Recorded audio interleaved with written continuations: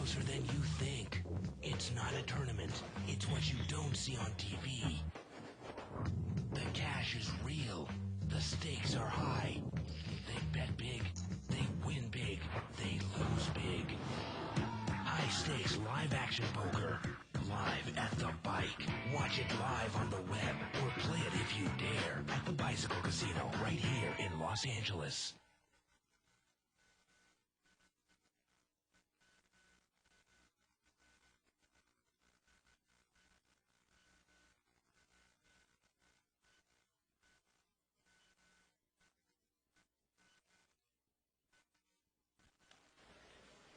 Hello, everyone, and welcome to Live at the Bike, brought to you by the Bicycle Casino in Los Angeles, California, the first and only webcast of real action cash game poker. My name is Bart Hanson. I'm in here with a special guest commentator, Joe McLean. Hello. We call him Chester on 2+2. And it's fitting that you're in here for the game that you normally play, 300 to 500, no limit hold'em, 5-5 blinds.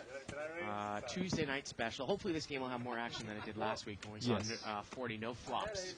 I was on the table for that. Yes, yes. So let's head over to the table and let's get into it. And we're going to start by introducing the table.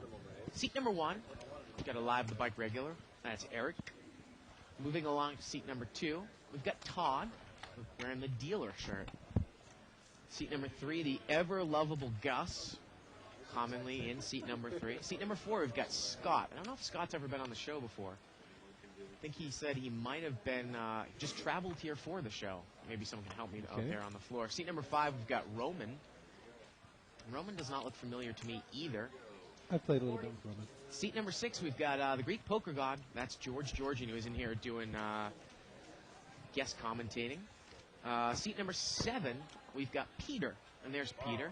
He's a regular here. Hasn't played on the show all that much. Pretty solid player, Joe. Okay.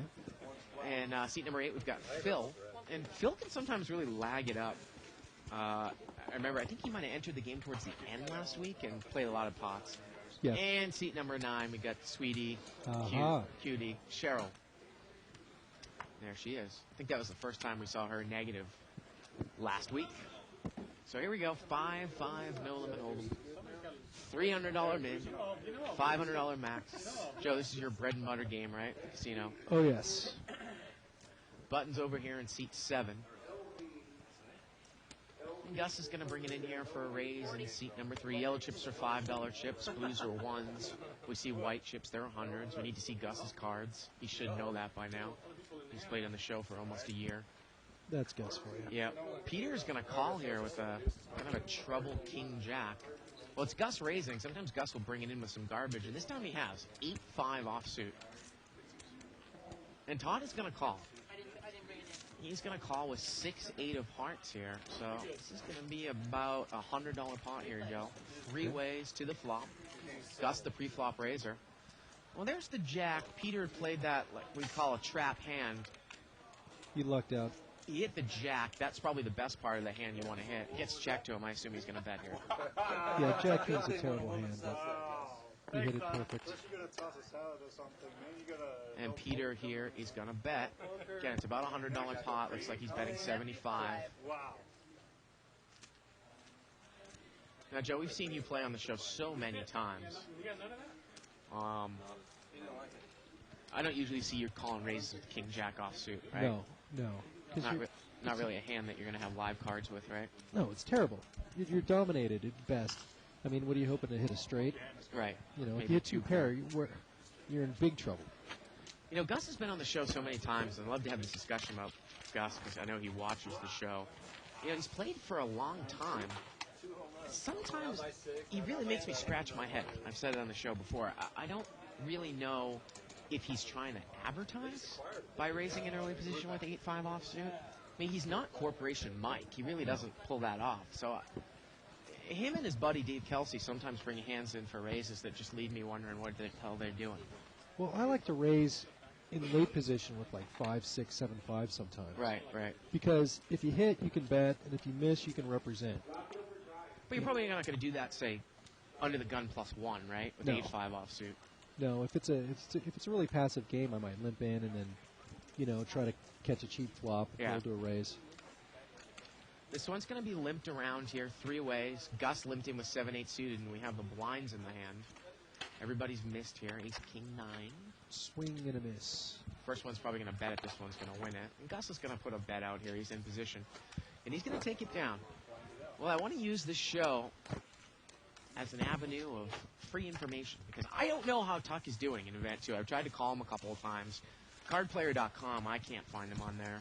I had trouble navigating. I got word that Mo finished, I think, 83rd in the casino employees only event. He won about $880 out of $1,200. I have not heard word from Tuck, so if anyone sees a chip count on another website, maybe they can bring it to light. I think it is dinner break, so I'm a little bit surprised he hasn't called in and checked in. But it was the $1,500 no limit. They started 11-handed with about, I think it was 2,200 people Oh, Lord. today. Yeah, I heard it's a zoo in Vegas, as to be expected. Poker gods are going to get you for hour. Got a raise here 45 is the bet. by seat 5. He's going to raise it up with pocket 9s. And this is going to be interesting. I love to dog George because he's in this game. He's taking a step down. He's calling a raise with 5-6 offsuit. I don't think he's really deep enough to do this, but as sometimes when we move down, we play a little bit looser. It's just human nature, right? He told me that he was going to play loose. Yeah. So here we go. We're heads up. Well, ace 10-5. George has got a piece of it. Not a great flop for Roman. Roman checks, but George is going to check right behind him. And the turn is a deuce. And now Roman is going to come out and bet. He bets 40. Well, George is going to call. You know, Joe, I don't know if his hand is good enough to check in a showdown. Maybe he's going to bet the river and get him off. The river's a 10. Let's see if Roman checks. What is George going to do? I think George knows that he's probably needs to bet here. It's about a $250 pot here. 85. And George is going to bet 85 into about a $200 pot. I don't know if that's going to get it done necessarily. The hand played so strangely. I mean, did George check a 10 on the flop, just call the turn, and now he's hit trips on the river? Did he check an ace on the flop and do it like this? I don't know. I wouldn't be surprised if Roman calls, though. I used to play with him a long time ago, and he never really showed down poor hands. He's played pretty solid as far as I can see. The only thing is, what do you put George on for calling the flop? It just doesn't make a whole lot of sense. It's almost like maybe he smooth called me with a set of 5s or something. Right, exactly. But George doesn't really play like that, though. He wouldn't probably check the flop, and you're going to get a call here by Roman in pocket 9s. And the 9s are good. And that might put George on tilt a little bit. What are you doing calling me with pocket 9s? Well, George should have showed his hand, actually. You know what I mean? Yeah. After that, Yeah. to let everybody know he's donking it up. Maybe he can get paid off later. Because remember, George, he kind of goes from the live of the bike school of thought where you're going to build the pot up. Probably not going to check set of 5s. No. And then just call the turn. It doesn't make a whole lot of sense. Unless he was just playing it a little bit cagey with an ace and then trying to make a value bet with an ace at the end there. But again, when you look at good players, a lot of good players aren't going to be calling raises with an ace. What I mean by that is ace, queen, offsuit, ace, jack, offsuit, maybe an ace, king. Right.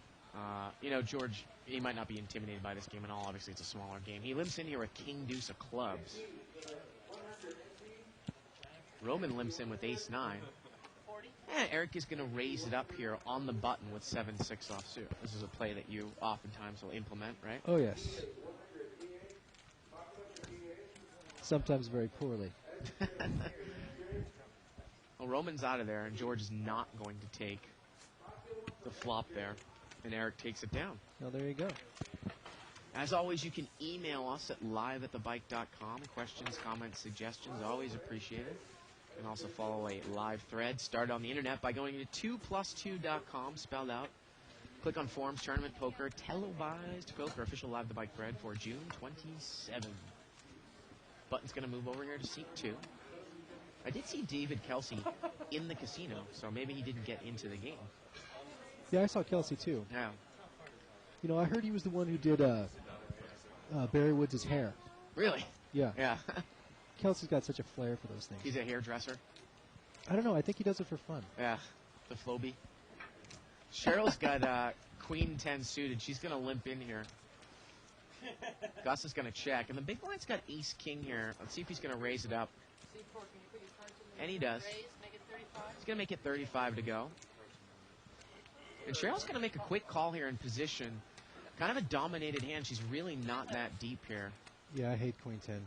Here we go to the flop. Jack 9-4. Well, I got to tell you, if Scott comes out and bets weak, you might actually just push right here with Queen 10. She's open-ended. She's open-ended now. You might hope that Scott doesn't maybe just has ace-king. Wow, and Cheryl is just going to call. With that chip stack, I think you add some fold equity. I'm really surprised she didn't push there. The turn's a 9. Now Scott checks, and what is Cheryl going to do now? Well, now she pushes. And it's going to get it done anyways. I just think, short stack poker. Probably wouldn't be necessarily calling races with Queen 10. But if I hit a flop like that, I'm probably going to push with it. Oh, definitely. On the short stack. Yeah, because then, as you said, you get some fold equity out of it. Yeah. And, you can scare a guy. He missed. That would have got it done. Starting right now. They didn't even let you in, huh? Butt moves over here to C3. Didn't even let him in. Is that Kelsey right there? Bitching about how he's not in the game? Yeah. There he is. Oh, he's playing in one of the mini-series tournaments here. Okay. See in 15 minutes, David. Wouldn't have been surprised if he already got knocked out. Yeah.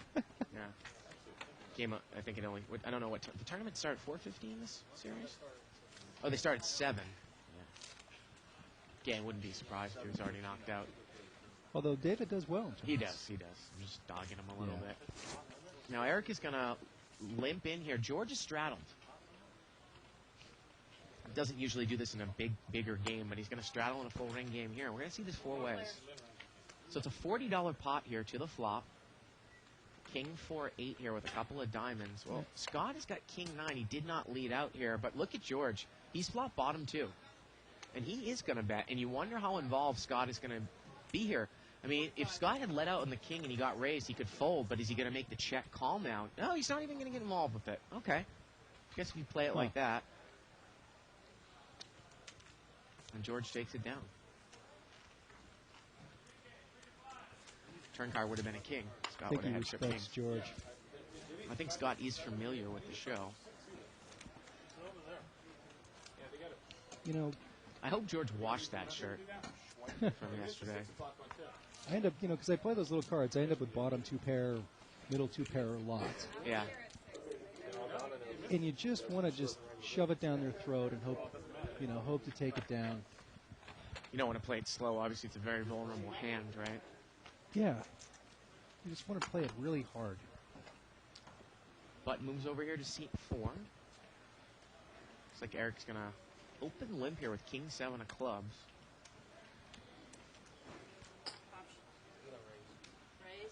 And Roman is going to come in for a raise here in the small blind with 7 deuce offsuit. Mixing it up. 45 total. It's going to make it 45 to go here. And George is going to make a quick call here with 4-5 next to Ack in the big blind. So much about Roman being solid, right? Well, Eric is going to come in here with King 7 of clubs. And he is in position. A very difficult hand to play when you're not that deep for implied odds. 10-9-5 here, and George has got the best hand here with bottom pair. Roman is going to lead out with a continuation bet. Continues. I can't imagine that George can call here with Eric behind him with 4-5. Oh, he pushes goodness. all in. George is he's really donking it up here tonight. He does have the best hand, though. Eric's done. Eric's going to fold, and Roman folds as well. Maybe George advertises show this hand. No, he's not going to show the hand. Again, you can email us at live@thebike.com. Questions, comments, suggestions. I want to bring up the fact, again, we are doing a Live at the Bike guest commentator promotion. This could be you. It's your chance to co-host at Live at the Bike with me, Bart Hansen. A dream come true. And there's more. You'll also win a seat into this game after your guest commentator appearance. $500 buy-in. All people registered with the archives are eligible. A random drawing will occur on July 12th. If you are not a subscriber to the archives, you have until July 11th to subscribe. Get yourself eligible for this drawing. You also want a 6-month subscription extension. Oh, Click on the on-demand banner. Check it out. The archives, over 1,500 hours. For how much? of live poker. $14.95 a month, Joe. That's a good Still. question. Still. How does anybody make any money around here? It's always a question. Unbelievable. Can't even buy dinner for that anymore. I know. $1,500? $1,500. Yeah, but half of them are with Bart. Yeah? With With what? you. With Half me. of them are with you. Most No. actually, probably about 80% Oh. with me. Well, okay, 14. That's not so bad. Yeah. Now, seat number 8 here, Phil. He's going to raise it up. I think he straddled. It got limped around. Phil raises it out of the straddle with Jack 10 suited, and George is going to call him with pocket sixes out of position. It's about a $100 pot here to the flop. Not a bad flop for sixes. Let's see if George leads right out here. I don't mind it at all here with sixes. No, that's a good bet. He's going to bet 100. He's got the best hand. He also has a gut shot to the 7. And he's right. He puts Phil on high cards probably. I have a feeling if Phil actually went over the top here, I think George would call tonight. He might. Yeah. I don't think you're probably going to be trying to bluff George here if you don't have anything tonight. Yeah. Obviously, in a bigger game, it's much differently. The turn brought a 7. George would have made straight anyways. In the $1,000 game, you'd throw it away in a heartbeat. Right. It's like an airplane cockpit in here, You ever been in a cockpit before, Bart? I have. I actually, it was funny. When I was about 4 years old, when we flew from Boston to Orlando, this was before all the, terrorism scare, we were flying on an Eastern Airlines 757. And the stewardess brought me into the cockpit because I was a little cool kid. And the pilot sat down with me, took some pictures. It wasn't that they Showed felt me- sorry for you. What, that I was 4 years old? Raise. We were going to Handsome boy. Disney World. Do you like movies about gladiators? 45 About what? bet. Gladiators? Gladiators. Got a raise here by Rodman with ace king. Gus is going to fold it.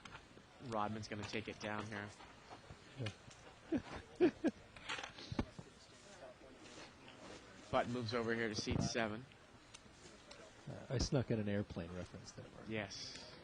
I was actually kind of laughing about what Donna said in the background. That's what Yeah, I I know. often do. Yeah. I know, she's the funniest person on the show. Yeah.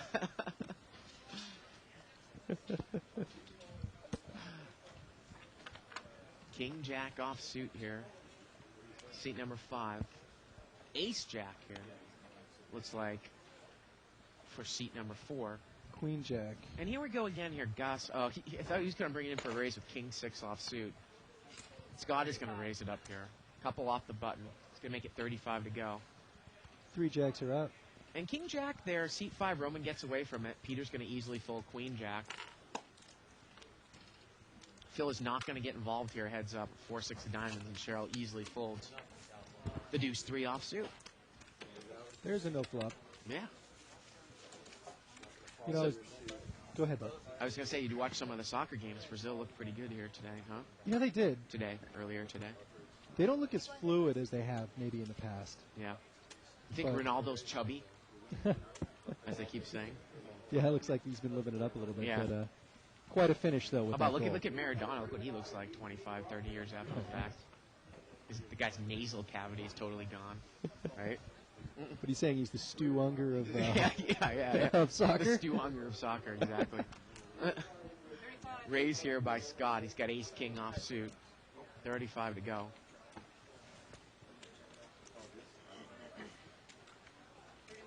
And we're heads up against seat number 2. He's not going to get involved. Scott's going to take it down there. Players just feeling each other out a little bit. Be patient with out there, folks, regarding the interaction tonight. Having a little bit of trouble with our internet connection internally in the casino. And I can't get the 2+2 thread to refresh all that well in the emails. So you'll just have to listen to Joe and me banter. Button moves over here to Cheryl in seat number 9. King Queen suited here for Scott. He just limps in. Limps in second position. Gus limped in with 6-4 offsuit under the gun. Well, I mean, you were talking about how if it's a passive table, you might limp with that hand. I just think it's just not good enough. It's so difficult to play out of position, and the stacks just aren't even that deep enough in this game. 5 players. 5-way action here.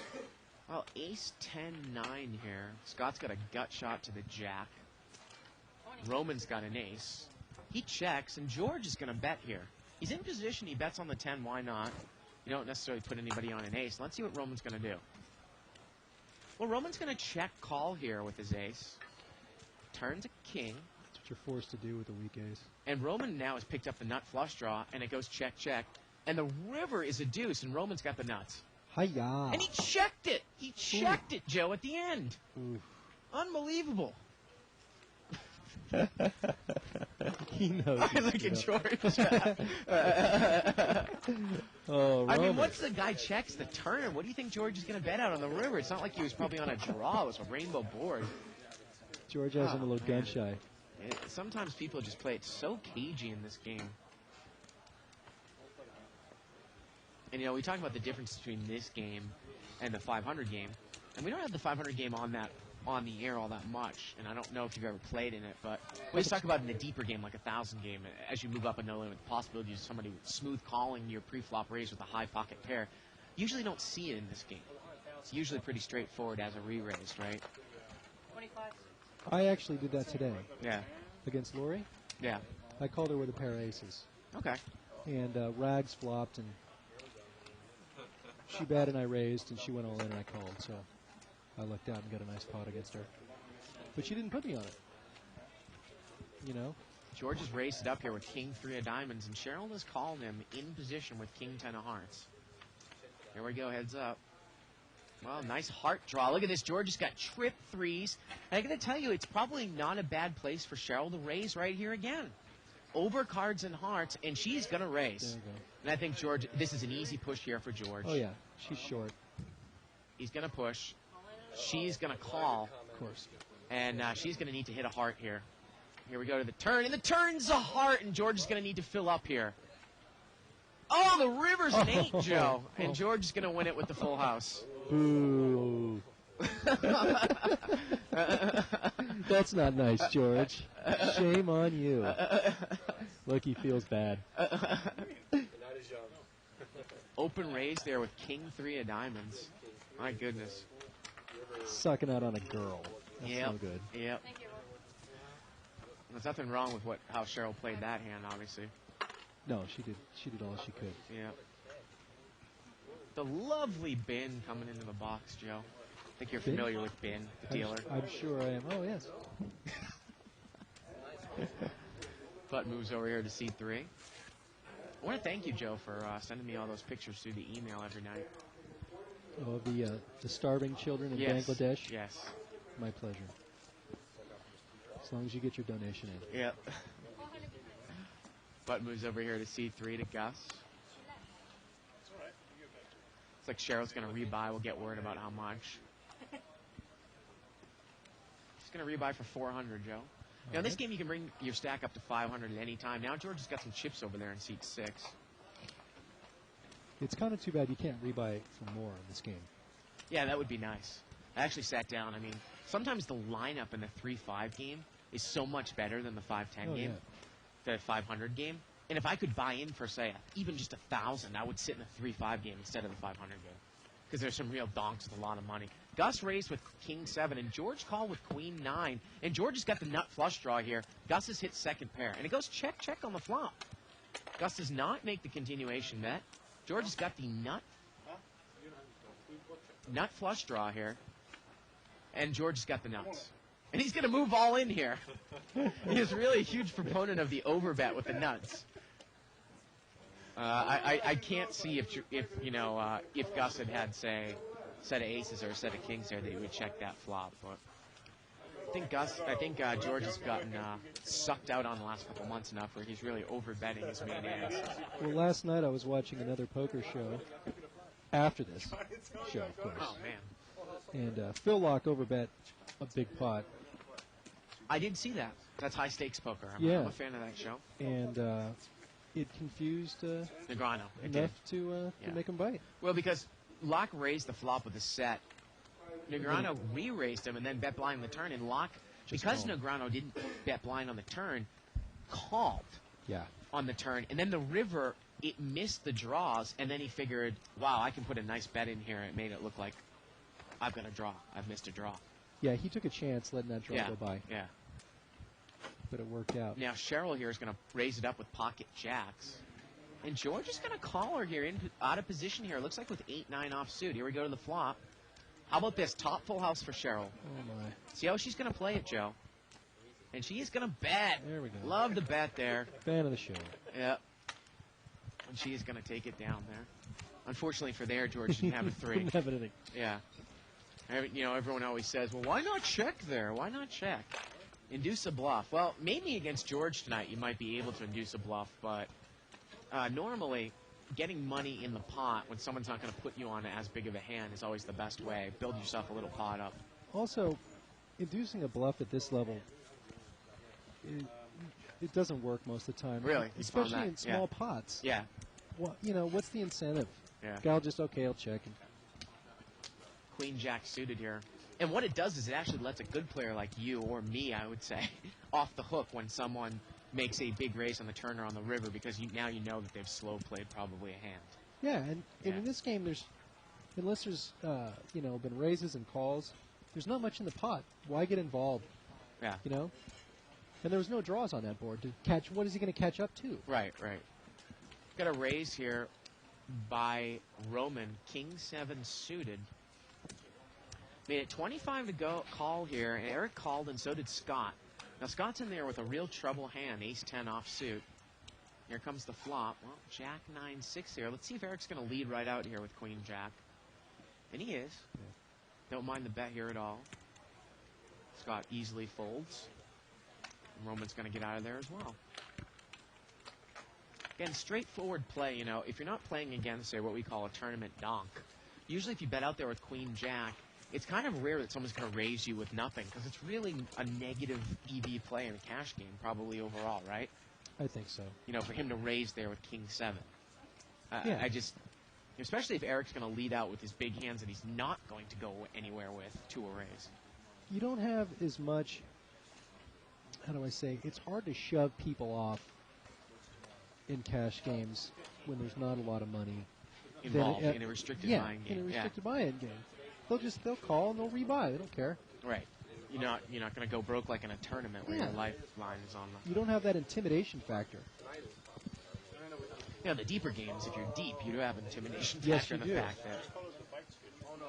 But if a guy's got $300 behind him, I mean, what does he care? Limped around here, 5-way action. King Jack 3 here. It's a couple of hearts. And Cheryl's going to lead out here with an open-ended straight draw. Don't mind the bet here. She bets 25, a little under the size of the pot. There is a 2 flush out here, Joe. Yeah. But I don't think she's going to get called by anybody here. She is going to take it down. I like the idea. You know, I might tend not to lead out there because it's a 2 flush. If it was a rainbow board, I would definitely lead out Oh, sure. against multiple opponents. But she takes it down there with a nice semi-bluff. Looks like I've gotten some emails here. All right. I still can't quite access the thread yet.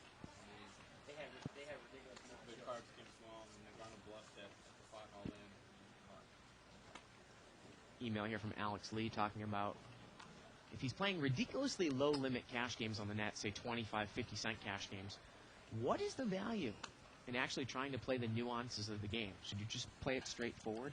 Well, I don't really play at those levels online, but I would imagine, especially as you move down in restricted bind games live, yeah, probably playing it straightforward is best.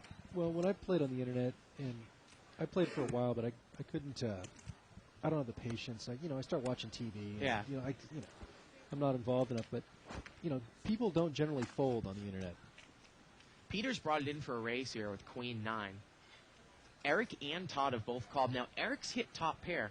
Jack 10, sometimes you can call with that hand, but I don't necessarily going to look to just hit my Jack. Eric's going to lead out. Let's see what Todd does. He's got the original preflop raiser behind him. Todd has got Ace-Jack here. Now, there's different schools of thought. You might call once. You could raise.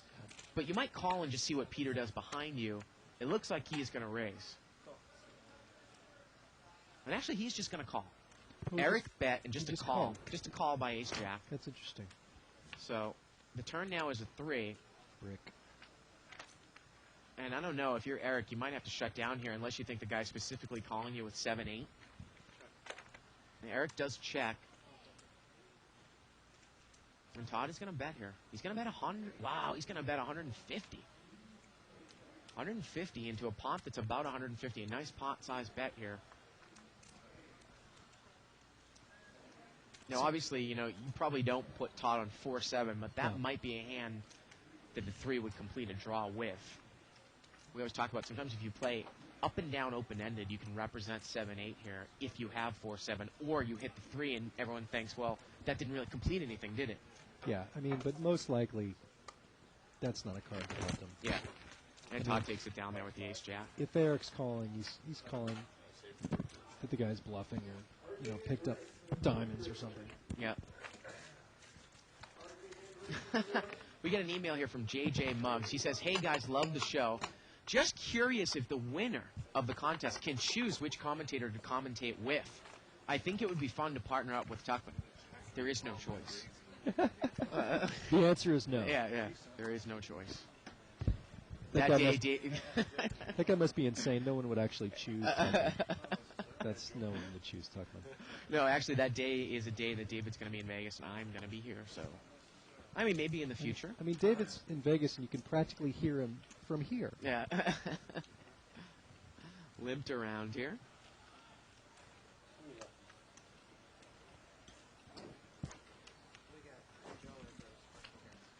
And here we go, 4-way action. It's a $20 pot. King 10-3 here. Well, Eric's got King 9 here up front in the small blind. He completed. And you don't actually complete here in this game. I always forget about that. It's just a check in the small blind because we're 5-5. He does not lead out. And George is going to bet. George has got Queen Jack. He's open-ended here. There is a 2 flush out there. King 9 is still in the hand for Eric up in seat number 1. He actually has the best hand. And Phil here, he's going to raise him with middle pair. That's probably going to get Eric out of there. An aggressive play. A raise with middle pair. And again, George is chasing an open-ended straight draw here. There is a 2 flush out there. How much is the raise? He made it 60, so just a mini raise here. $30 bet, $30 Ooh, that might bring raise. George in, yeah. That might price him right in there. Let's see here. $30 bet, and he made it 60. And George is going to call. Yeah. And this pot is about $150 here going to the turn. Little does George know that if he hits a queen or a jack, he's good as well. Well, the turn's a 6. It's a total blank. And now George is going to throw kind of a little blockish $60 bet out there, Joe. Right. Lead right out. That works a lot. Check call and a lead out on the turn. Sometimes indicative of a top pair. Kind of seeing what the turn brings. If it's a safe card, now I'm going to lead back out into my opponent. If I plan to stay with the hand, I like to lead out in that situation too. Really, check call and a lead? Yeah, because it represents strengths. It can slow a guy down. Well, let's see what Phil is going to do. He raised George with middle pair, no kicker, and he's going to call. Wow. And this is going to be interesting if a queen or a jack comes. Oh, actually, he's raising here. He's going to raise.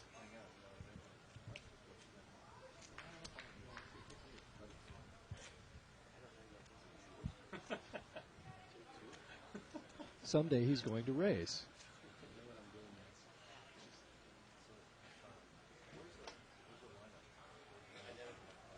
And here we go. It's 150 more here. 150 more. Well, I think George has got his information here. I mean, I guess, Phil, what a read here on George. Yeah. And David Kelsey is out already. First half an hour of the tournament. Can you rebuy? Phil doesn't have that much left. There are no implied odds here for George. I think it's an easy fold. Yeah. I think he's Hollywooding it up here. That's why I'm not in there. But usually you don't see this kind of mixing up in this game. Usually it's in the bigger game where you see guys throwing down with these weak hands.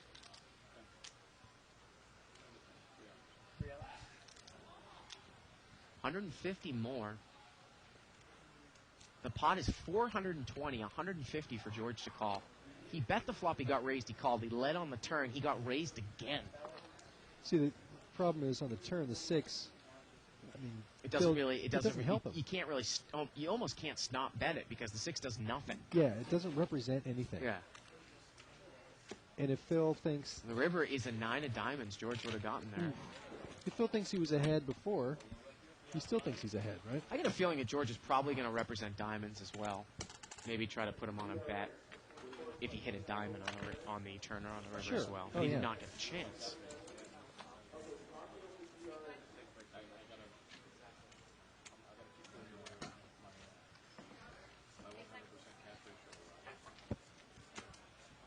Button moves over here to seat number 1. Here we go with the chip count.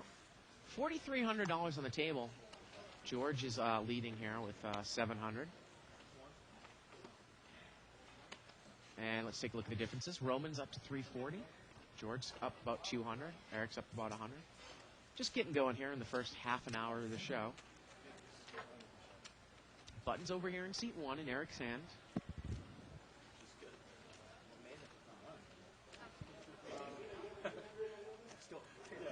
And limped around here once again 6 or 7 ways. Eric's not showing his cards. He's only been on the show like 40 times. Well, Eric has flopped the flush here. And look at Scott's hand. He's got top pair and a royal flush draw. Eric has flopped the low flush. And George is going to lead out with deuce 4 with the deuce of spades. I assume Eric is going to raise it up right here. And let's see what Scott is going to do. I mean, you've got ace 10 with the 10 of spades, but if you get a bet and a raise, I think ace 10 goes in the muck pretty easily here with the 10 of spades. I mean, I Bet guess. and raise, yes. Yeah. And George and Eric is going to raise him. Scott easily gets away from it. I think Eric told him, I flopped it. Ace Oh, and 10's look not at George. What is Oh. he doing? Is he coming back over the top? He's basically drawing dead to a chop with running high spades. George is going to come back over the top. And Eric is going to Oh, lay it my. down. He lays it down. Eric lays it down to the re-raise. Wow. Oh, George showed it too. Yeah. Unbelievable. George is really donking it up here tonight. Oh, man. Eric's embarrassed. What am I gonna do? How can I play that? It's funny because in the bigger game, George is so tight. Yeah. Email here from David Stanfield saying, Bart, I got to rail you a bit on the Stars tournament on Sunday, the Omaha. Well done. I see you're psyched for the World Series of Poker event. And I am really looking forward to that, Joe. Going to be playing a week from, or this upcoming Monday. No, a week from Monday. No, this upcoming Monday. Damn it. What's the event And again? Thursday, $2,000 Omaha. And then Thursday is a $5,000 Omaha. Well, good luck, Bart. Thank you. Got a $35 raise here by Phil. He's got 5-4 suited.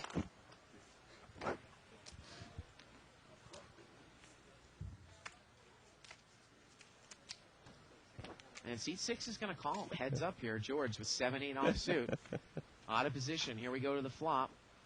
Wow, George is open-ended here. And Phil, he's got an open-ended straight draw with middle pair. Could be a lot of money into this pot. George is going to lead right out. He's going to bet 65. Now let's see what Phil is going to do here. Phil raised George with middle pair last hand, remember? Right. This is interesting. And as you can see, Phil's about a 2-1 favorite here. Now George does have overcards, but the 7 would be no good because it would give Phil a straight. George would need to catch a 4, a 9, Yeah, I wouldn't be surprised if Phil raised him or an 8. Raised him up big here.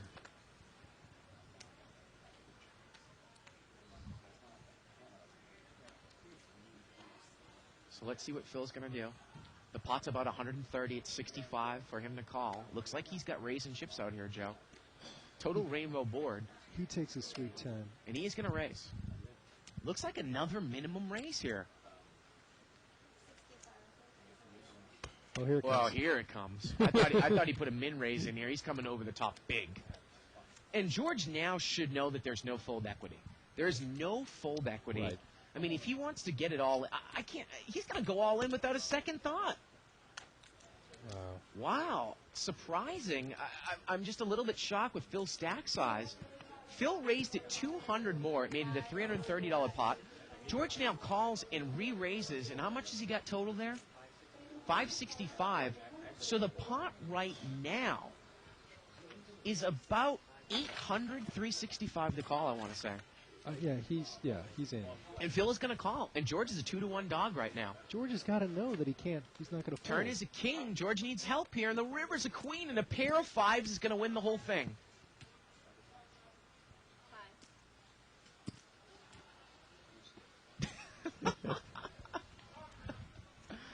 Oh, man. I think George has got a little bit left. And now Phil's got a lot of chips here at the table. I'm not sure what George was doing there. I think he's just having a little bit of fun, but I mean, poker fundamentals has got to come into play. I just don't think there's any fold equity there at that point. No, not at all. Unless the guy is on a stone cold bluff. Right. He's going to be getting about 3-1. You don't see people fold over pairs in this game. It's not going to happen. No. Especially the way that George is playing tonight. I wouldn't fold an overpair getting 3-1 against him either. No way. Yeah. No way. And obviously with Phil's hand, he's not going anywhere. Yeah. Button moves over here to Gus. Got an email here from Trevor Muxworthy saying, "Love the show. I watch it religiously. Shout out to my good buddy Todd in seat 2. And there's Todd. Bye, Todd. Live straddle here by George.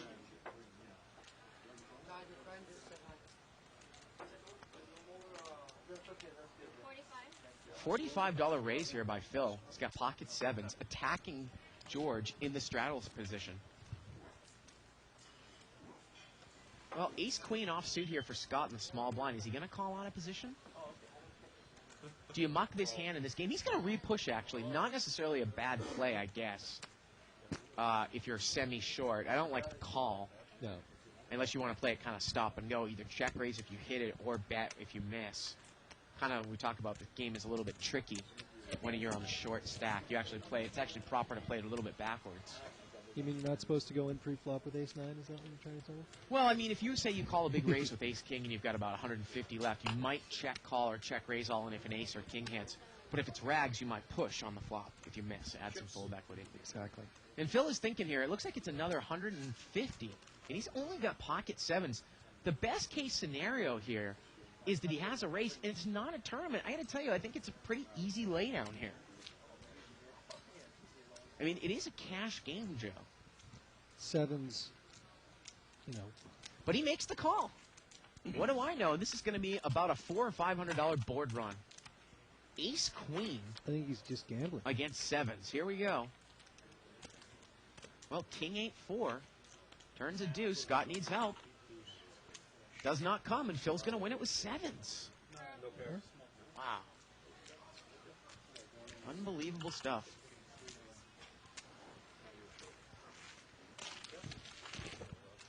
So how do you characterize some of the play, say you come here during the day sometimes, the 3 to 5 game.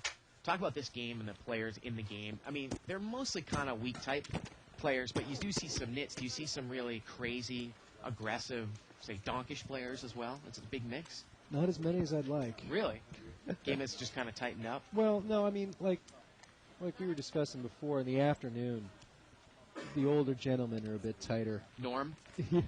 Yeah. Those guys. Yeah. But he gets into the evening, and, people are coming more out to have fun. Right. And the game gets, can get really good, obviously. Yeah, and some of those little tight-knit players are moving up to my 500 game and making that game pretty bad during the day when I play. Well, during the day, it seems like, there's 7 sharks and maybe 1.5 fish. 2 fish. Now, Roman here is going to raise it out of the small blinds with pocket jacks. And George makes an immediate call with ace-4 clubs. He's rebought. Again, George is kind of donking it up here. Yeah. 9-8 deuce. And look at this. Roman checks the jacks. And George checks right behind him. Yeah, Roman's slow playing. With jacks. The turn's a queen. That's what you get. And now Roman's going to come out and bet. And George gets away from it there What if easily. George had ace-queen there, or king-queen? What if an ace spikes off on the turn? You wonder how involved Roman's going to get with the hand. Jacks are so vulnerable. We always talk about in this game that we see so many people overplay jacks in the 3 to 5 game, whereas as you get more advanced, you realize that jacks aren't necessarily a hand that you actually want to play that hard, where in terms of like a raise and a re-raise, you don't necessarily going to raise it out of the blinds with jacks, re-raise out of the blinds. You might just want to call and hit a set with that hand, right? Yeah, exactly. Yeah. Against really good players, you're really trying to hit a set. You really are.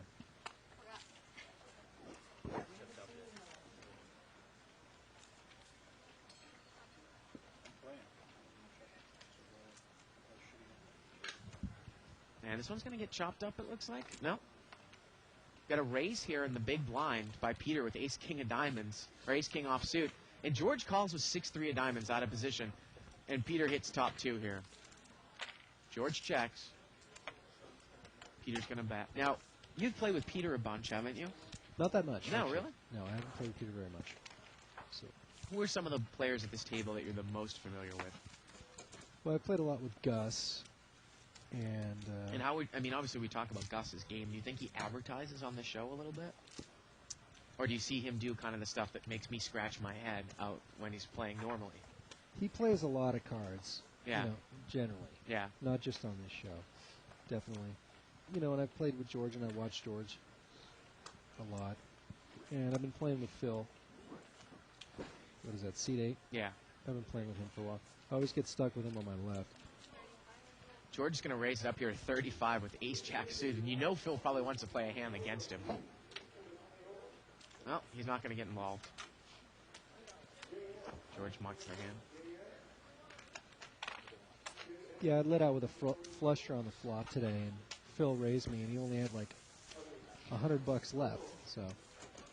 And everybody else folded, so I'm like, you don't have any money. Yeah. Throw it away. You know, it's funny, I was telling you about a hand that I saw in the 5-10 game this afternoon, Joe. And this is how kind of tight the game was.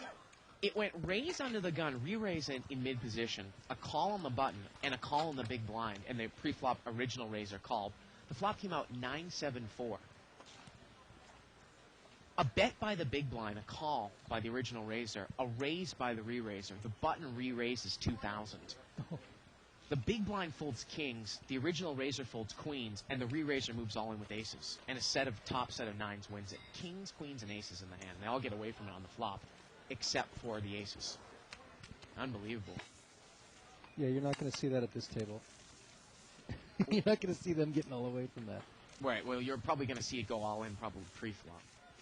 Remember, when you get into deeper stack games, you know, you just have to realize that one pair is one pair. I mean, yeah, I'll shove it all in. I'll call it all in with aces pre-flop, but, you know, you just have to be aware and protect your stack. Well, exactly, because, like, in the 3 to 5 game, you can take more chances because you're only going to lose a certain amount, you know? If you've got, you know, $3,000, $4,000, $5,000 behind, how much are you willing to risk with, you know, a pair of queens or something? Right, right. You know? I think they're going to chop this one up. And they do chop it up. Where are the bluffing shoes? Speak of the devil. Cheryl, of course, maker of the bluffing shoes. Button moves over here to seat 9 to Cheryl's hand. So who do you like in the World Cup? I got to tell you, I mean, it's hard-pressed to go against Brazil, but obviously Germany with that home field advantage, Joe. I think that's big. Yeah, that's going to be big. I mean, that's going to be a great game against Argentina. Yeah, I think Argentina, when they're on, are playing as well as anybody, I believe. Oh, absolutely. And then, you know, England's playing well, as you know, too, so it'll be interesting. Scott's going to raise it up here with the ace-queen. He's going to make it 45 to go here from seat 4.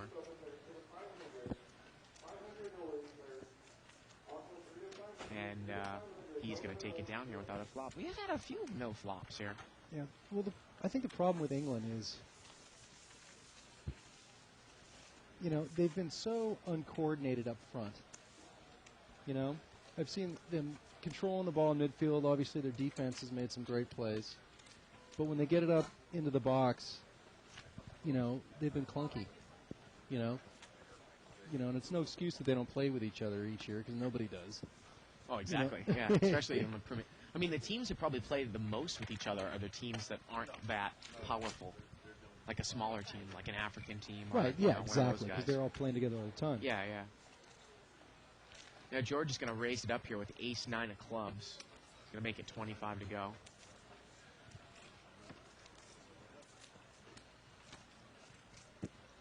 And Gus is not going to call with 6-7 offsuit, and we're going to see another non-flop.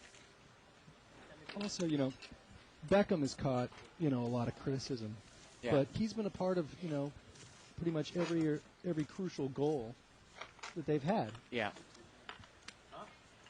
Well, I mean, his you know, his kicks on these, you know, on these free kicks Yeah, the set pieces. on the set pieces are unbelievable. you Yeah, know? that's obviously his bread Yeah. and butter. But he's a good playmaker. Oh, absolutely. I always like them flashing the Posh Spice in the crowd as well. She was wearing those big sunglasses, like she was trying to fool anyone with her identity. Last game. She was my favorite Spice Girl. by Oh, the way. really? She was the one who couldn't sing, but I thought they kicked out the one that couldn't sing, Ginger Spice. no, she was. No, they kicked out the redhead, I think. Yeah, that was Ginger Spice. Button is going to raise it up here. Sporty had the best voice, I think. Really? $30 raise here by Todd. Well, I'm sure that you probably know which one I pick as my favorite. You know, with my taste in women. Which one? There was no Asian Spice. I know, but that's My, why you know, I'm- my look for ethnic women, I would imagine. You can possibly imagine that. I was a big fan of Scary Scary Spice. Spice, yes. Yeah. Button moves over here to seat number 4. Actually, I have a set of Spice Girl lollipops. Do you? A complete Really? set. So I got that going for me, which is Hey, I nice. remember that stuff. I remember playing in my high school jukebox in lunchtime. What was that song? Their first hit song? Wannabe. That's right. Live straddle here by Phil in seat 8. Deuce 6 of diamonds. Eric is going to limp in here with King 10. Seat 2 here is going to limp in.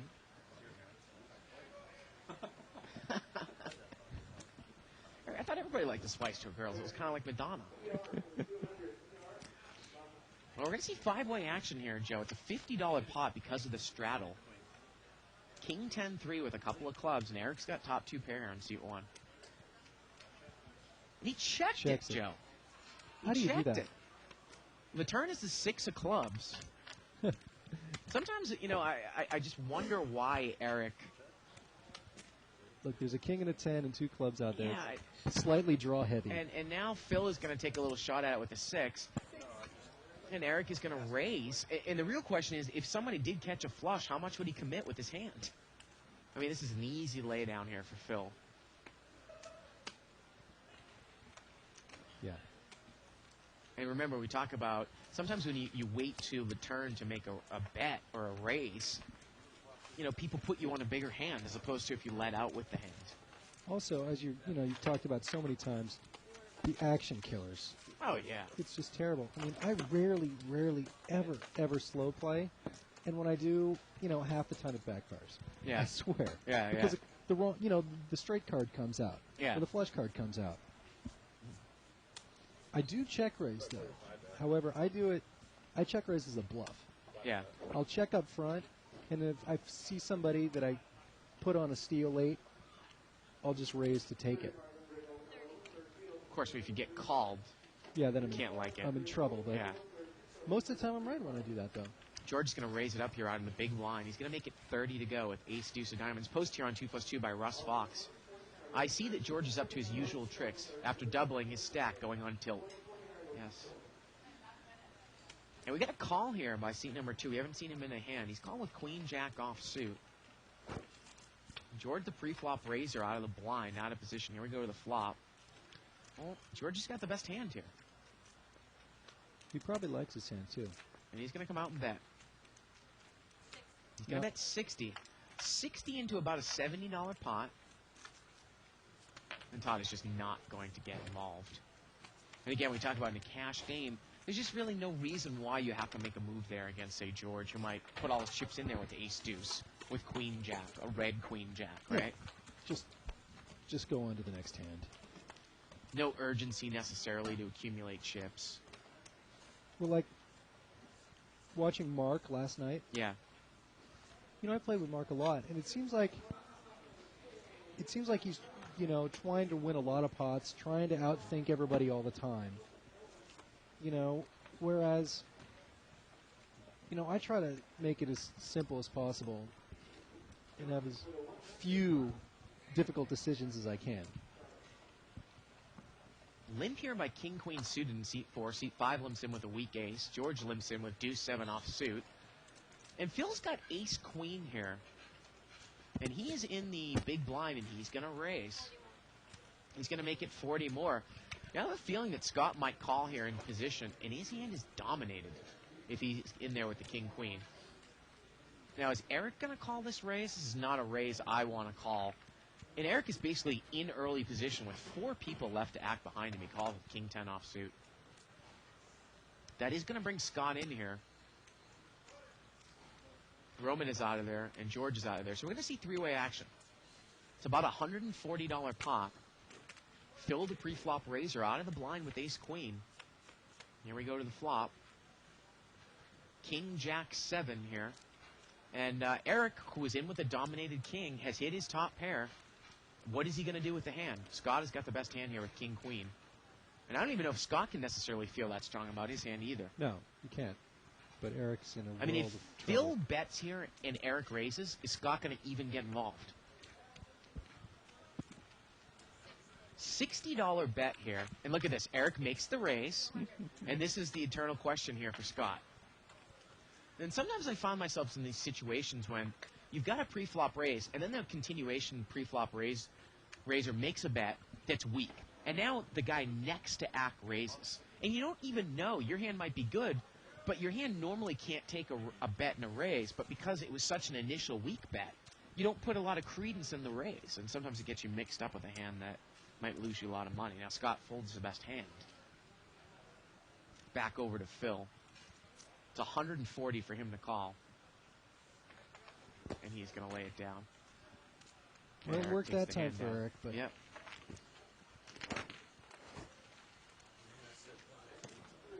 Eric usually dresses pretty sharply. He's got some nice short shirts, you know. he's a Nice strapping shades. guy. Yeah. Commodity trader. Trades the euros. Master of the universe. Yeah.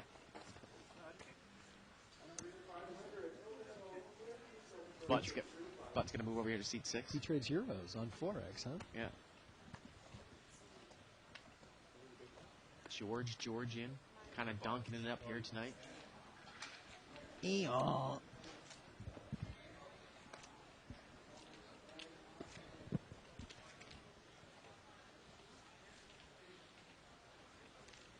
Limp. George is going to limp in here with queen 9. And it's going to get limped around here. 4-way action. 9-7-3 here. Well, George has got top pair. Todd also has top pair. Todd's going to lead out for 15. I wonder what George is going to do, and I wonder how much heat Todd is going to take with Jack 9. Just got an email from some more people saying shout out to Todd from the Clowns in New York. Well, I hope the Clowns, I hope for your buddy's sake he doesn't get too involved with this hand because he is out-kicked. Wow, and Gus is going to call. Gus has got a double gut shot here to the 4 and to the 8. It is a 2 flush, though. Right. And now George is going to raise. He's going to make it 60 total. Actually, he's going to raise 60 more. $15 bet, a call in between, and George is going to raise it up 60 more.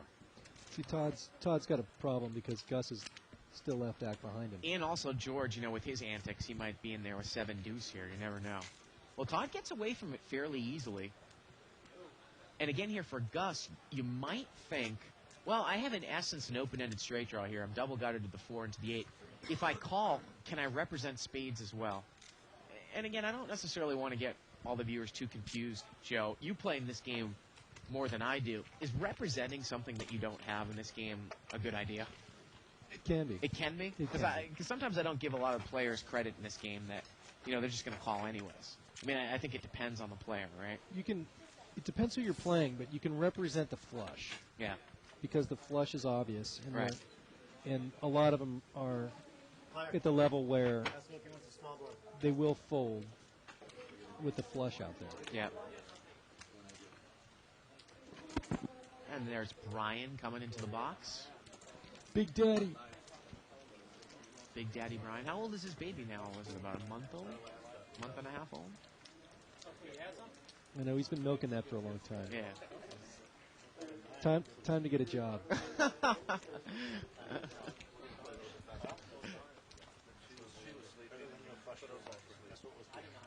Yeah, I tell you, Brian is definitely one of the best dealers here in terms of. I'm still surprised. I mean, I'm not the type of guy that gives dealers a hard time, but I'm amazed at the levels that I play at. How clueless and how kind of in Neverland the dealers are. Some of them, in terms of controlling the game, and Brian does a pretty good job. Really good job, actually, controlling the game. 5-way action here. I've never seen him lost where, never. Yeah, sometimes I see a dealer staring off the TV and not controlling the game. No, he's a machine. Scott's going to bet 25 here with a weak ace.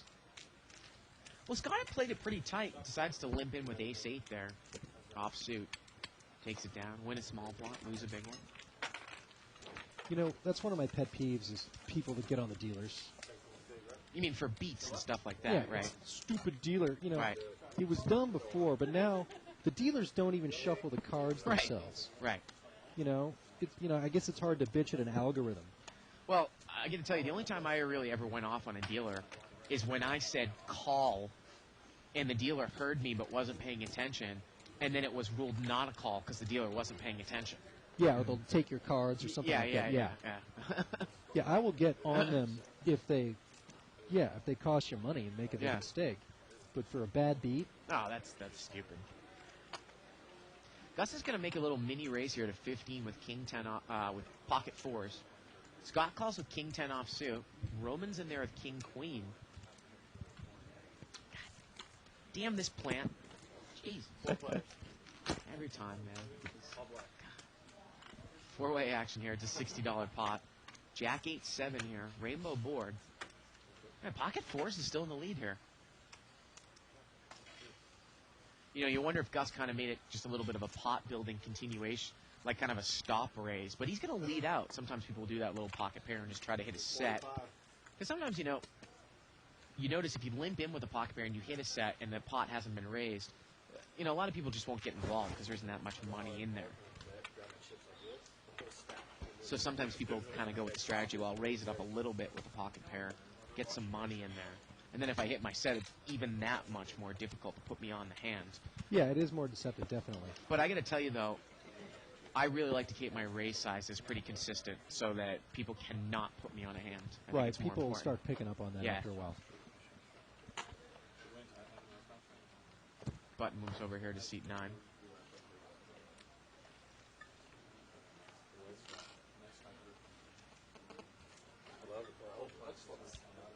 Wow, did you hear that? Ray in our ear telling us that Peter Gammon's a great baseball sports Oh, yeah. writer from Boston. Had a brain aneurysm. He's in the hospital. Well, I hope. Prayers Yes. with him. Ray's here by Phil with 7-9 off suit. So Eric is going to spamming. call with pocket sevens. I always like Peter Gammon's a lot. There's a lot about baseball. 4-way action here. George is in there with ace-8 off suit. About $120 pot. Queen 6 deuce here on the flop. And Eric's in the lead here with sevens. Might you lead out here with sevens, or are you just playing to hit a set? I mean, I guess there's 3 other people in there. I actually don't mind a check fold here. From up front. Maybe if it's heads up. If you're in middle of a position, maybe you can take a swipe at it. It's about $120 pot. Let's see if Phil makes the continuation bet. 75. He's going to bet 75. A little bit of a weakish bet. 60% or so of the pot. Yeah, Eric is not going to get involved. I don't mind just not getting involved.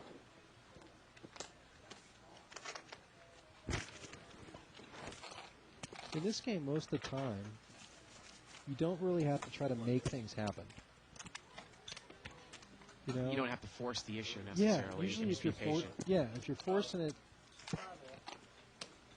it usually works out better if you're patient.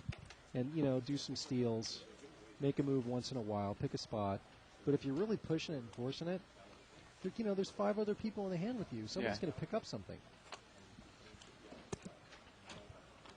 Live straddle here by seat 4. Pocket 10s over here for Cheryl. Now, with a straddle pot, she's in the cutoff. Probably enough dead money in here for her to bring this in for a raise, and she is going to raise. Let's see how much she's going to make it. Notice she put the 2 chips in first, which usually is indicative of strength. Yes. She's going to raise it up here 50 more. Eric's got king, queen suited. Wow, I can't believe he just calls there without a second thought. He doesn't have position. It's a big raise to call in this game, 50, with king, queen suited. I mean, I know it's suited, Joe, but... I don't like it. And Roman is going to call with a suited ace. Peter's got pocket 5s. Oh, wait a minute. Roman did not call. Looked like he had made the call. Now, Peter's trying to get an eye here. I don't think Peter has enough to make this call. And I don't think Cheryl does either. But maybe he figures there's some other money in the pot, so he's going to call. And Phil's just gambling. He's in there with 7-4. So we're going to see 4-way action. It's about a $250 pot to the flop. Queen, 9, queen, and Eric's hit trip queens. I'm going to tell you, though, you know, not necessarily a bad flop for 10s here. No, She's not going at to all. bet. She bets big. She bets 200, and Eric's going to move all in here. And can you get away from it if you have 200 left? You've bet 200. The pot is 450. Eric comes over the top all in, which makes it an $850 pot, 200 to call. Can you get away from it if Eric is doing this? What would he possibly be doing this with? You've got 2 10s. Chances that he's got Jack 10 are pretty slim. And she's going to lay it down there. Also, you know, the take on women is they tend to play straightforward, right? Yeah. So Eric is probably doing that with the queen. Yeah. And not a 9. Right. You know, mathematically, maybe she's got it. Well, I think that, you know, I don't mean to stereotype women in general because, you know, it's not always the case. But No, it's not. normally women, and Cheryl plays in the 3 to 5 game, and there's another lady, a couple other women that play sometimes in a 3 to 5 game. They generally have a tendency to play a little bit weak tight. Like if they're in the hand with something, they probably got it. I probably don't even want to get involved. Whereas if I have position on them, I can represent a whole lot of things, get them off of hands, because they have a tendency to play a little bit weak tight. I mean, that's just been my impression. Well, You know, like Cheryl plays pretty strong, but she plays pretty straightforward as well. Yeah. Usually. I was playing 35. last week, and there was a woman on my left, and I played with her for about an hour, and you know, it became obvious that she would never continuation bet. unless she had something. Yeah, if she Yeah. hit it, she'd bet. If she missed, she would check. So you could almost call her in position with any 2 cards, right? Because you could just take it away from her on the flop. Yeah, She checked. Yeah, exactly. Got a raise here by, I want to say, 3 jacks. yeah, I think that Gus raised it with ace queen suited here. Aren't those Moe's cards, jacks? And it gets checked around. The turn's a 5. Actually, I think Phil raised it. Gus has picked up a flush draw, but there's trips on board here. And Gus is now going to bet, I guess, a form of semi-bluff, but basically it's just with ace high here, right? Phil did not make the continuation bet on the flop. And Gus is going to take it down there with the ace high, ace queen. Takes it down. We're already down with about a little over an hour left in this, or a little over an hour into the show. Playing 5-5 no limit. $300 minimum buy-in, $500 maximum buy-in. You can bring your stack up to 500 at any time. Joe, I like to think this is really the best restricted buy-in game in town. Oh, by far. 510, 400 buy-in just doesn't really do it for me over No, at it's that other terrible. casino. Like I said, I sometimes get frustrated with this game because the game is better than the 500 games oftentimes. And sometimes I'll be like, you know, people don't want me at the table, you know, no, I mind if I mine for 1,500. But there'll be one jackass that will object. You know? Got a raise here on the button, the 40. Next time that'll be me, Bart. Gus's made it 40 to go here with ace 10. 35. So it's 35 more here. Roman's got pocket 7s here. It looks like Gus might be deep enough for Roman to make this call. Roman definitely is deep enough. Once Roman comes in, I'm sure George is going to come in here with 3s. Again, Eric's got king, queen suited. Call here by Roman. It's going to bring Gus in. That's a purple chip. That's a $25 chip. And now Peter's got 5s. We've got 3 pocket pairs in here, Joe. Peter's going to call. Is that a $30 raise? Yeah, 35 more. And that's going to bring Eric in. So we've got 1, 2, 3, 4, 5-way action times 40 total. It's a $200 pot. Gus in there with the ace-10 pre-flop razor. 8-7-5. Roman's got middle set over set. Here we go. And Peter's in trouble. And Roman checked it. He checked middle set. Peter's going to come out and bet with the bottom set. He's going to bet 100. Easy lay down here for Eric and Gus. And let's see how Roman's going to play it. It's a kind of a, there are straight possibility out there. If you slow play it and a 9 comes or a 6 comes, might you lose a little bit of action. If Peter's already committed 100 here, you probably can just raise here and he's committed to the hand, right? He's kind of short. I would think so. I would put it in. I mean, lest you call here, Joe, and a 6 comes on the... And look at this, he just calls. What if a 9 comes? Well, the turn's a 7, and Roman's made quads now. He's not worried about the 9 anymore. If we have a 5 here, it will be a jackpot. Quads over quads. Let me get a seat. I assume that if it gets checked to Peter, he's probably going to push in. He does, and this pot's going to be close to about $800. We need a 5 on the river for a jackpot. 5 on the river for a jackpot. Let's go, let's go. Ultimate Barkasm. Oh, it's a 10. Sorry. Oh. Well, anyways, the point I was making there is say the turn is a 9. Right. Might it go check, check? Peter takes a card to try to fill up. Might Roman be scared? And then the river, might Roman not get any more money in the hand, whether it's he's scared or Peter doesn't put any more money in? Oh, exactly, yeah. But if you make the fast play on the flop, Peter has to call. He's so committed to the hand, right? Exactly. And we always talk about how there's so little value to slow playing in that situation. It is. We have to raise it up, too, when somebody also has hope, of hitting something. When He's got hope right now. Yeah, that's what I mean. He has hope that he has the best hand on the flop because he's got a set. If it comes a one-liner to a straight, he might lose that hope. No, what I mean is you've got to bet it up when your opponent still has hope. When he's when it's over and he's missed everything, what incentive does he have to even play, right? Let's take a look at the chip count here. 1,300 here for Phil. And the differences. Phil's up $800. Roman's, this chip count has not taken into account that last hand. You can put, well, Peter's at 0, but I got to tell you, I think Roman's up another 300 or 400. I think Roman's close to 700. And I think Peter has, he's done with the hand, or he's done with the game.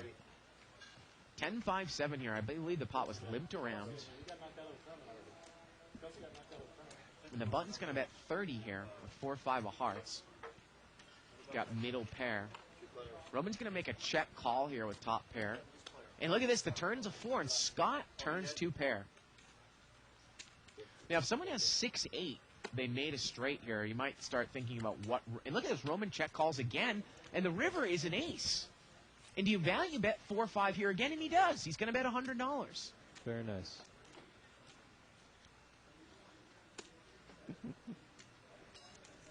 He bets $100 here. He's got 2 pair.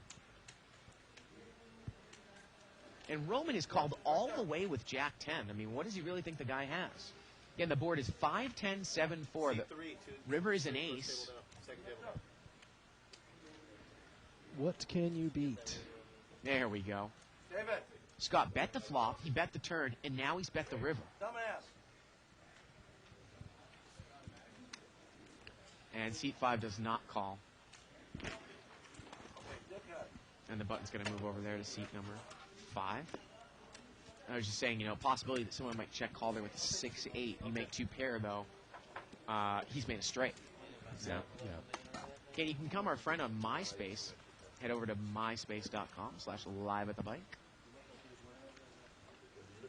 Joe, do you have a MySpace page? I did for about 5 minutes. That was like Dave.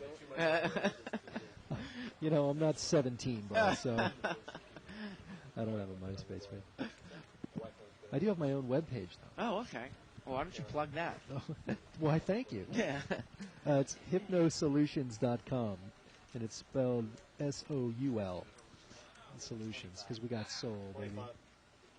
And what do you do for work? I'm a clinical hypnotherapist. Really? Yes. Get into that in a second here. Ray's here on the button with 7-4 offsuit. Seat 6 is called with queen 6. And Eric here, he limped in with a suited ace-7. Is he going to get involved?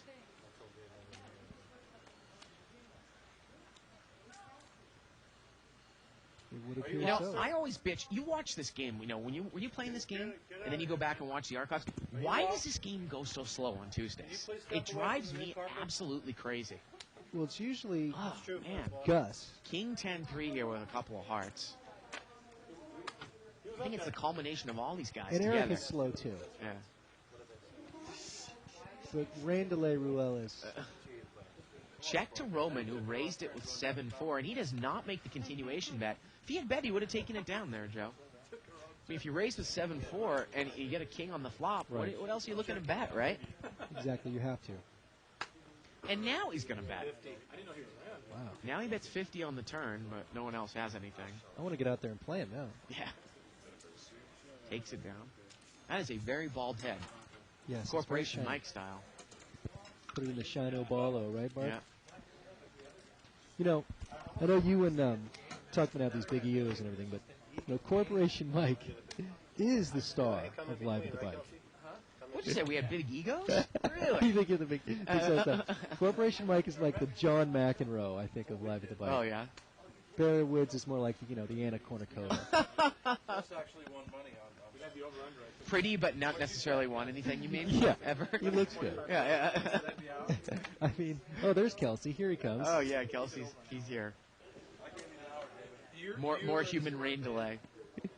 Pocket Jack's here for Cheryl. She just limped in under the gun. Again, I don't necessarily mind that. I got to tell you, though, if George raises on the button, I'm actually probably going to pull the limp re-raise with Jacks against him.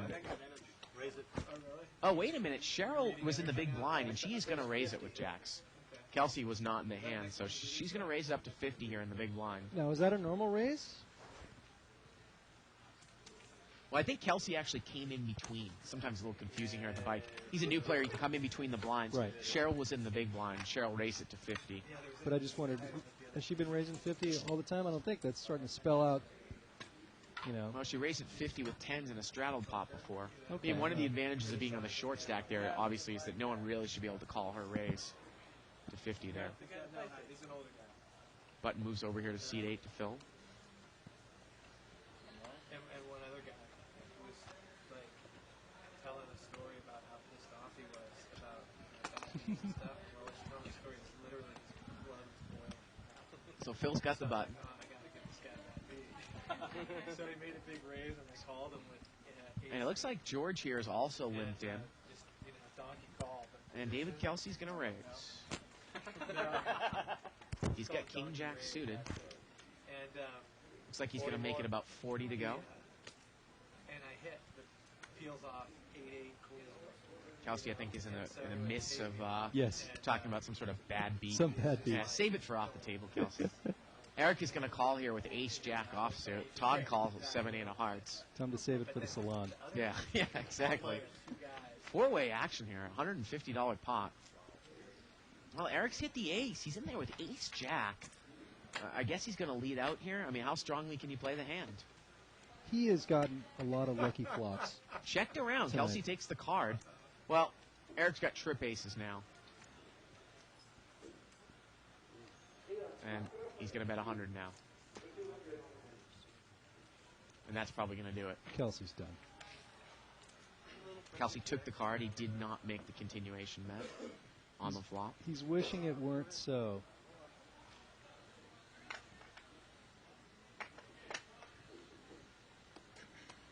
And he gets rid of it, and Eric takes it down. You should have a speaker out there so you guys can berate the players periodically. So they can hear us. Yeah. Yeah. Yeah, that would be nice. Bud moves over here to seat 9 to Cheryl. Usually at this time, one of Cheryl's kids emails us in, but I haven't seen it yet. Live straddle here by Gus. Obviously, you don't know what the history is behind it, but I've never understood why somebody. And Seat number 5 here has got ace jack offsuit. Again, we talk about that straddle pot, treble hand, Gus treble. likes to straddle. But why would you even say anything? Like, take all their money. C5 is just going to limp in here. Ace jack offsuit. Do you make a limp under the gun there, Joe? Tough hand to play out of position, right? Yeah. Folded around to Eric here. Eric's got deuce 9 of clubs. Gus voluntarily enters him into the pot. Eric is going to play this hand a little blind. I'll tell you, I sure wouldn't limp into it with a straddle pot. That's for Yeah, damn yeah. sure. Four-way action here. King 7-8. Doesn't look like anybody has a pair here. Yeah, the ace high is good. Checked around. Turn is a 7. Ace jack is still good. Maybe somebody wants to represent. Well, it says that Gus is in the lead against the culmination of the field, and the river is a 6. Well, he rivers a pair, and he's going to win it. I don't think any money's going to go in here. But look at this. Eric's going to take a little bluff shot at it. He's going to bet 30. The only person that has any piece of this is Gus. Obviously, Gus's kicker wouldn't play with the 6. He would play 6s and 7s with the king. Is he really going to call for a chop pot here? Get a good look at his hand. He's not going to get involved. And Eric's going to steal one. Way to go, Eric. Yeah. 300 to 500, no limit hold'em. Yellow chips are $5 chips. Purples are 25s. Whites are 100s. So what do you think about Barry Woods' play over the last year or so? How's his play transformed?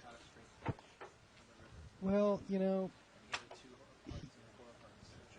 It's okay. You can Yeah. you can No, go I know. all out. No, it's just that he was running bad there for a while. Yeah, right. And I think running that- bad, playing bad. Yeah, and then he ran bad, and then he started playing but worse. Yeah, there you go. Yeah. You know, and he just wants to beat Mike so bad. He wants to get involved with every single pot that Mike is in. Yeah. Queen, queen, 10 here on the flop. Gus is going to lead out here with a dry flush draw with a paired board. Not always a great idea, but you know what? This table's a little bit passive. Eric is going to call with king 10. The turn's a 9. See what Gus is going to do now. He checks, and Eric is now going to bet. Bets 25. I can't imagine that Gus is going to continue to call here. Oh yeah. Wow. Well, unless he's going to bluff the river, I don't imagine how he's going to get paid off of a hard. And the river's a jack. Well, Eric's got a straight now. Eric has a straight.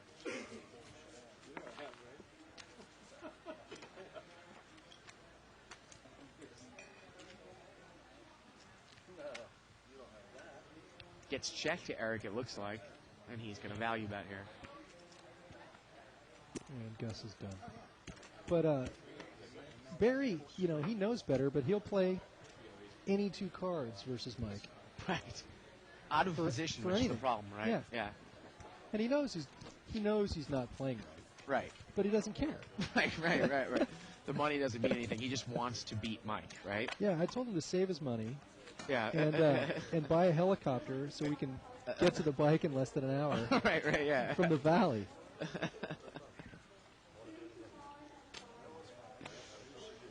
But moves over here to C2. Ace king suited here for Phil. Seat number 8. But you know, Mike used to be the big lagtard. You know, like you said, he was a bit live. Right. But because he's done this so often and so much, you know, he's battle hardened now, and he's sharp post flop compared to the competition. Of that Absolutely. Cheryl easily gets away from ace 10 offsuit. Gus is going to call here in the small blind with 7s.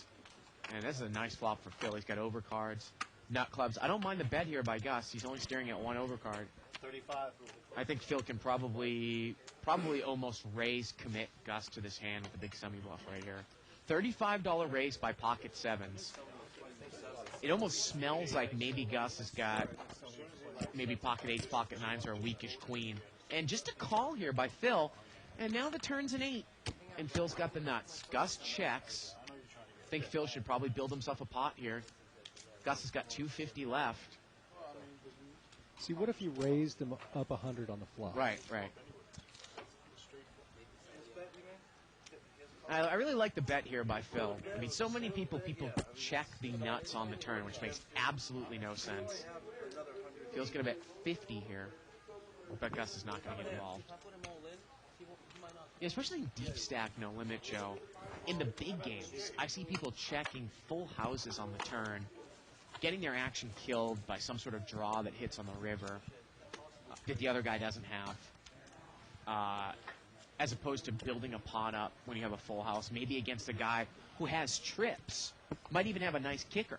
But instead you check the turn, and now the river comes like a fourth heart or straight card. Now the guy can't beat anything with trip sevens with a king kicker if he's in there in the blind. Also, people 30. Don't believe you as much as they should. Yeah. So more of a way to deceive someone. Exactly. They're like, oh, he's representing. Look at this. George is raised to 30 with kings. I have a feeling that Gus actually might push here. And Gus is in trouble if he does. No. Yeah, he's going to re-raise. I think all the money's going to get in here, Joe. Yeah, he's pretty committed. Re-raises it to 90. I mean, you could play it a little cagey if Gus was deeper stacked here, but I think that by him re-raising to 90, he's pot committed. George probably just push here. Yeah, he He'll should get just a call. push him in. Just put him in. Yeah, and he's going to re-raise. Yeah. 20. Gus is going to push. Gus is probably going to be a 2-to-1 dog here. I can't see if there are any other aces dead. Looks like there's one ace dead. So Gus has got 2 outs here. George is in great shape. Now Gus does have the ace of diamonds in his hand. Has the diamonds dominating. Yes. Big deal. Well, sometimes it is. So here we go. This is going to be a $500 pot here. 2 aces left in the deck. Gus is going to have to catch straight. Great work here by Brian. The ultimate professional, Brian. Yep. Here we go. 7-3 deuce. Gus has got 2 outs with 2 cards to come. George's about a 96% favorite here. The turn is an 8. And the river is a 3. Turn looked like a queen to me, Bart. Did I say the turn was an 8? Yeah. Yeah, you're right. The turn is a queen. I'm glad you're in there catching me up. In Oh, yeah. Yeah. I'm right on the ball. Well, actually, on the flop there, again, we talk about a quick way to calculate odds. He's got 2 outs with 2 cards come. You actually multiply by 4. George's about a 92% favorite there, not 96. On the turn with 2 outs, now you're 96. You double it. You double it. Yeah, you multiply by 2. We're going to take a look at a new setup here. And you can check out the left-hand side of your screen. As seen on Live with the Bike definition of terms, it goes over that quick way to calculate outs. Translate it into like percentage of a favorite. Multiply your odds by 4 on the turn, 2 on the river. I go back to that sometimes after I played a hand, part way, here to find out exactly where I was. Yeah. You can also check out the Pokulator. Yeah. That's I think that's what you're referring Yeah, to, I right? was. Yeah, Pokulator. Great little tool. Pocket 7's here for Cheryl. She's going to limp in.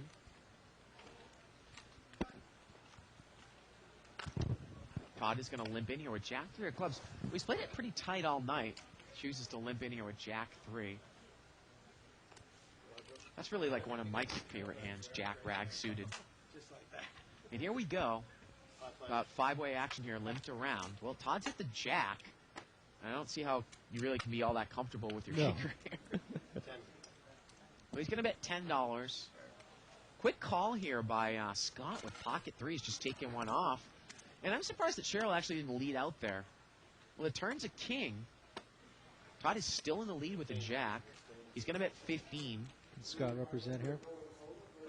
And Scott is going to raise. That's good for him. Well, if he had the intention of doing that, I don't think there's any way that Todd is going to call here.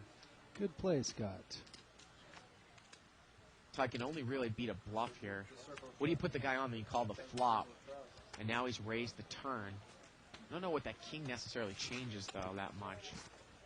Scott is going to take it down. We're about halfway through the show here, Joe. I Can think- you believe that they paid me to do this? It's not much, but I think what Scott just felt that he was weak anyway. Obviously with that weak bet. maybe just calling and maybe setting up a play there if an overcard comes Yeah. to the turn. Or middle pair, or something like that. Button moves here to seat 5. And C2's shown himself to be very willing to lay down. He has a little bit tonight. I mean, there's nothing really Not in a wrong bad with way. that. No, not Yeah, in a yeah. bad way at all.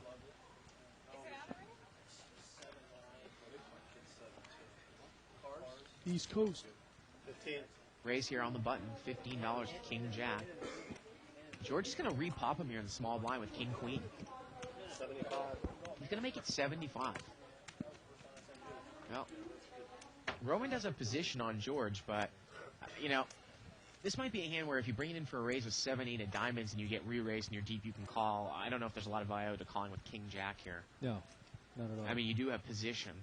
you ever seen George re-raise with King Queen in the bigger game? Not really. No, I haven't. Yeah. I don't mind the play, though. If you're going to continue on with the hand, I mean, I don't think you're just going to call in the small blind with King Queen against a button raise. Well, with these dominated hands, raising with them and re-raising is, it's not bad, obviously. Right. It's Calling, just calling is raises. the worst option, obviously. Yeah, I mean, if everybody limps in, okay, well, let's see what happens. Yeah. But calling a raise with that, you're in bad shape.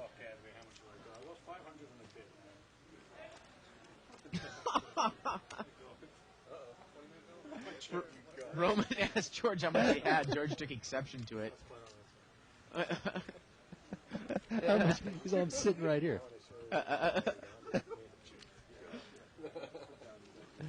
You can listen to George on the archive from last night's show. He was a guest commentator in for this game.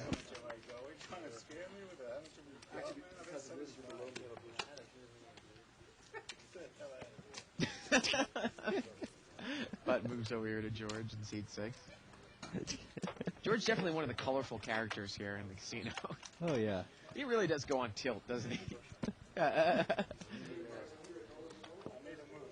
He berates players when they beat He him. gets a little cranky. Yeah. He did on me on the spade.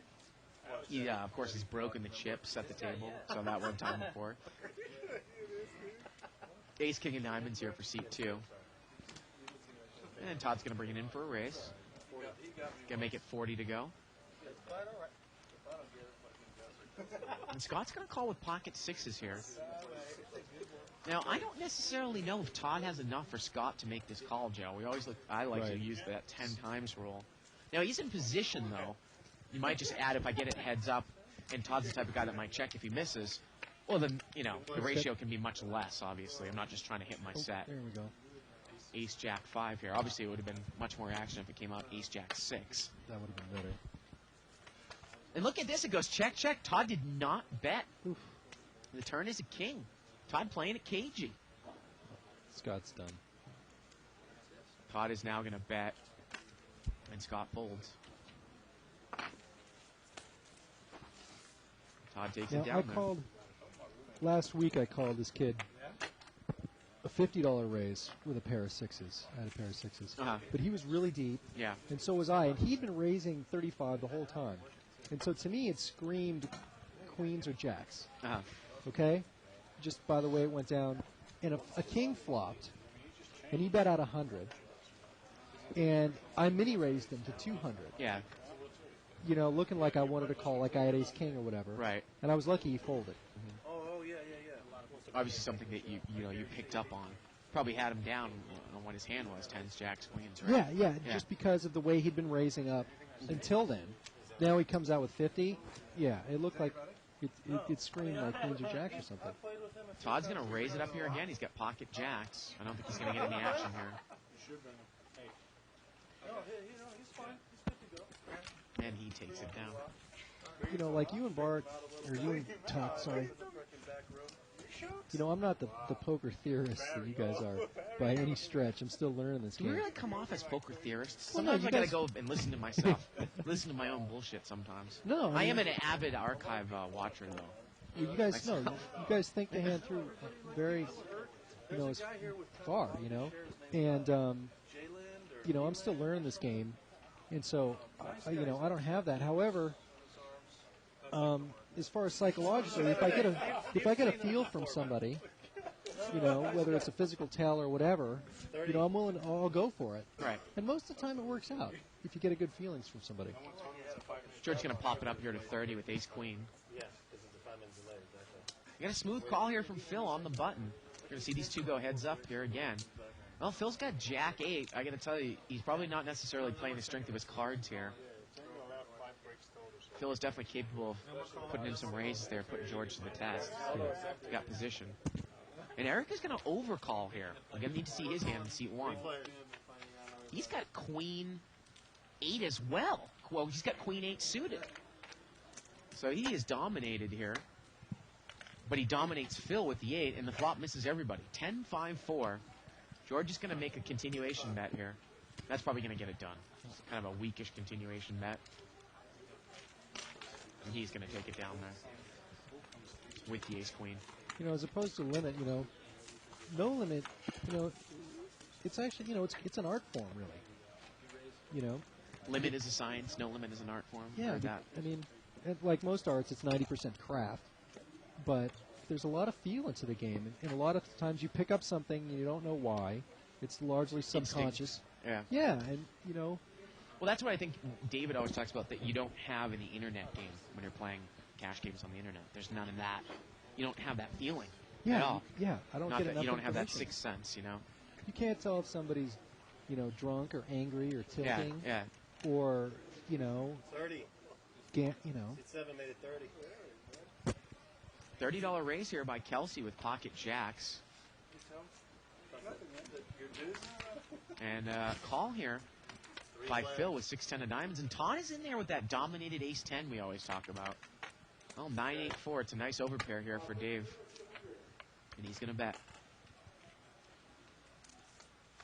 He's going to bet 70. He's going to bet 65. He is going to take it down. I said in the beginning of the show, or halfway through the show, again, I'm having a little bit of trouble with connecting to the 2+2, but I'm getting it here and there. Anybody get any word on Tuckman, how he's doing in the $1,500 no limit event? Can't really find it on Card Player. I know that there's a couple of other websites that follow it, like Poker Pages and such, but kind of doing something else right now. It's taking up my time, so it's a little bit difficult for me to navigate at the same time. Yeah, where's the help, guys? Yeah. Yeah, we'll get our crack technical staff, get our statistician in here. Brian Misfield, we'll forget about that. No one saw that. I know. So who won the French Open or whatever, Bart?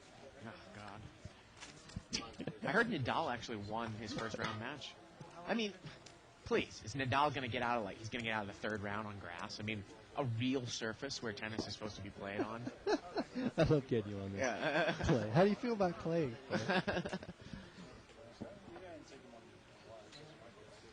Like I said, I'm more of a tennis purist. Serve and volley, McEnroe, style tennis, not run around, slide around in a big sandbox.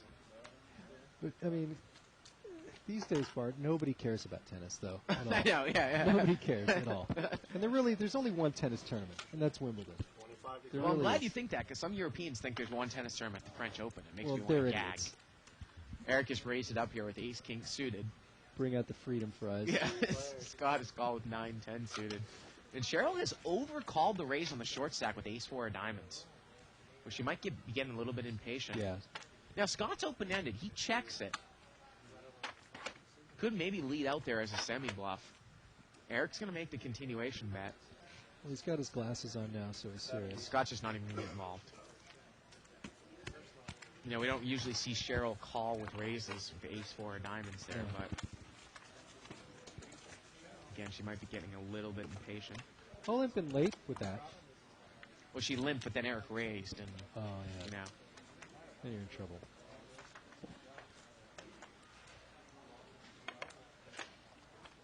King Jack of Hearts here. The great thing about this game, though, is that pocket ace is here for Todd. He's picked up a lot of hands here in the last couple minutes. And Eric's going to probably... Oh, Eric just limps there in the cutoff with King Jack. I thought he was going to open raise. And now I got to tell you, by him just limping, now Todd raises. if Eric calls and he hits, say, a jack, he might get more involved, Joe, as opposed to if he raised and then got re-raised by Todd, and then he Right. really gets to narrow Todd's range down because of the re-raise. Here he doesn't have a whole lot of information. No. Well, Eric has missed it, so it's probably not going to cost him much. But again, I wonder if that flop comes jack 5-7, does he get in a lot of trouble? Well, like, King Jack, most of the time you're not going to get burned by it, but when you do, you get felted. Yeah. And that's, when I play No Limit, I'm looking to, scrape around, but, you're just waiting to felt somebody. That's what you're looking to do, as far as I'm concerned. Well, that's why I like it when you get deep in this game, but sometimes I don't have the patience to get deep, where I just feel that, I can start deep immediately in the 500 game.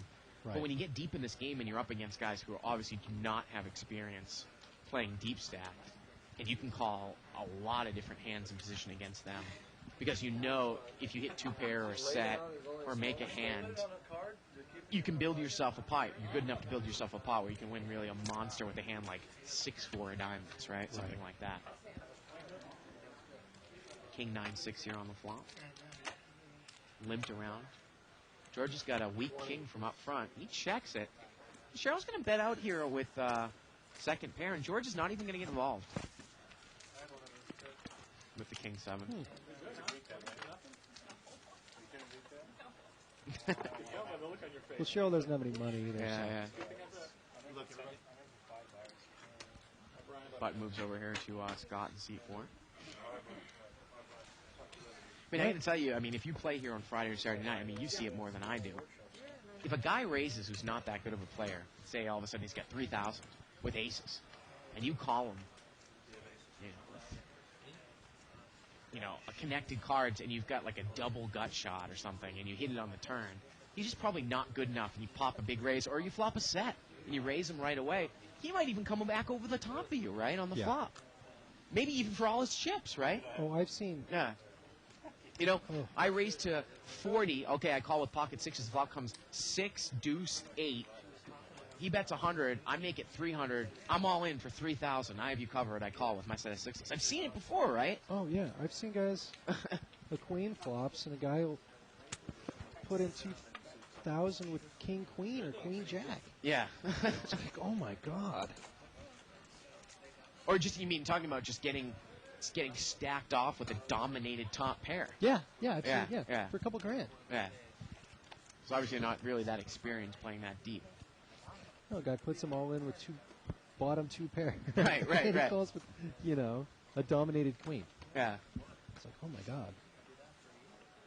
That's one of the conundrums I have is, let's say I continuation bet a lot. You get top pair, top kicker, and some guy re-raises you big. Right. You've got a decision to make. Gonna chop it up here. Or even if you've got two aces and the board comes semi-rags, you bet out and a guy raises you. There, sometimes it's, sometimes we talk about it. It's more of a call. It's tougher to get away from aces because if the flop comes out 8 high, the guy could be doing it with 9s or 10s, right? Right. But you're right. If you raise it with ace king and it comes out king high and you bet and the guy raises you, well, Yeah. If there's two flush on the board, then you hope you know who is doing it. Right. Right. Couple of queens there for seat 8. He's in the big blind. That's Phil.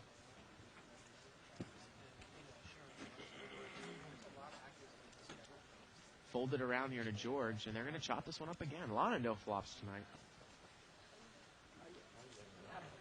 I just try to avoid all those tough situations with dominated hands. I don't let the other people have to make the tough decisions. Well, of course, it always helps when you can suck out with top 2 pair in his bottom set. Yeah. Fill up right on the turn.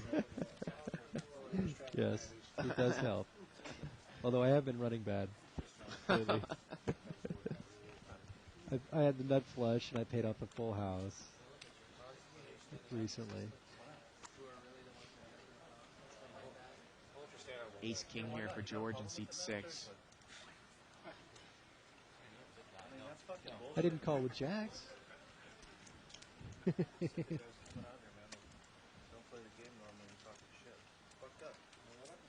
Some sort of commotion. Eric is upset about something at the table.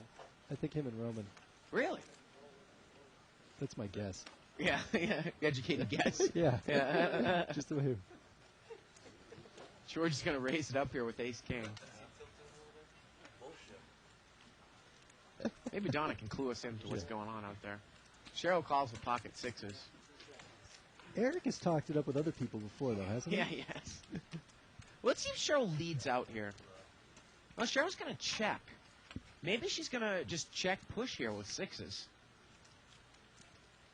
George is going to continuation bet. 5 telephone breaks. How many breaks are you allowed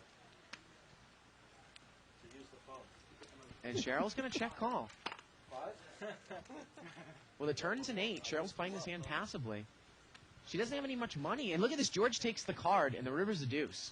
I think that's a good check there by George on the turn. It's a 5-minute delay. Yeah. Wow. Sixes are good. Girl. Some sort of conversation. I don't know if it was either Roman complaining about Eric going to use the phone or vice versa. I think Eric was complaining that Roman kept going away to, I guess, of course we're on a 5-minute delay, but people can sneak off and call their buddies about certain hands. But then there was something about talking shit or something. Yeah, well, that's always,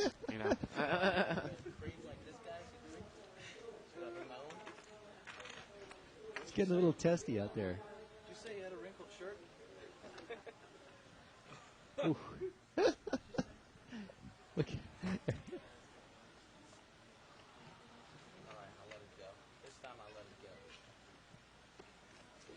Well, Phil's got Queen Jack of Diamonds here. He's probably going to pop it up for a raise.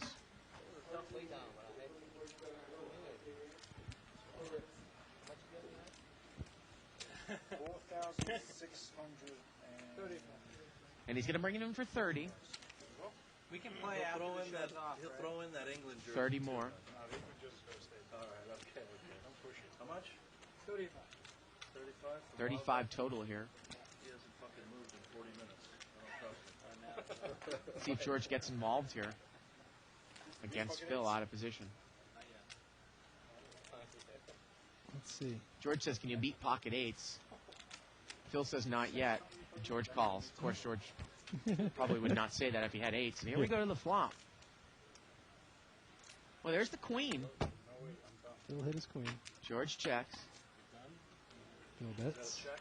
It looks like Phil is loading up here. You can see he's about a 9-1 favorite here, Joe. Yeah, Phil always takes his sweet time. George just open folds. That's nice enough, too. He doesn't lie.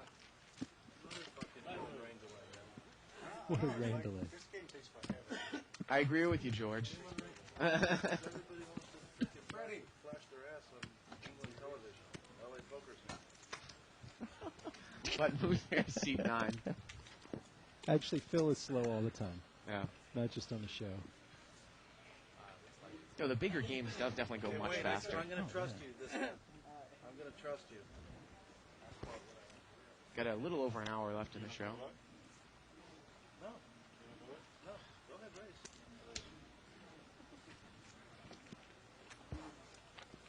And George is going to limp in here with Jack 6 of hearts.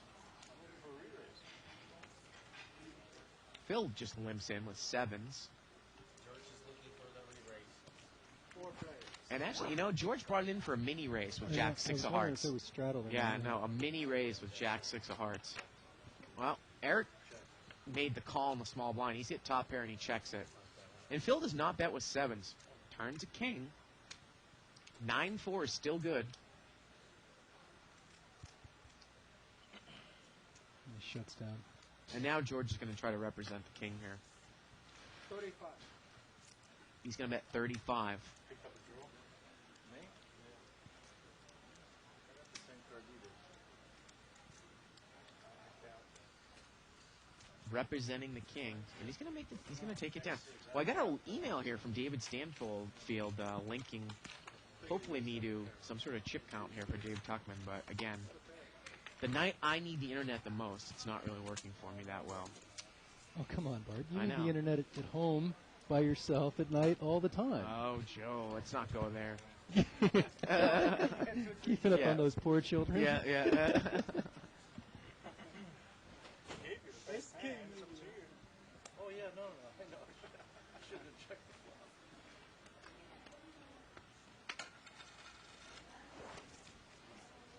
Do you read a lot of 2+2?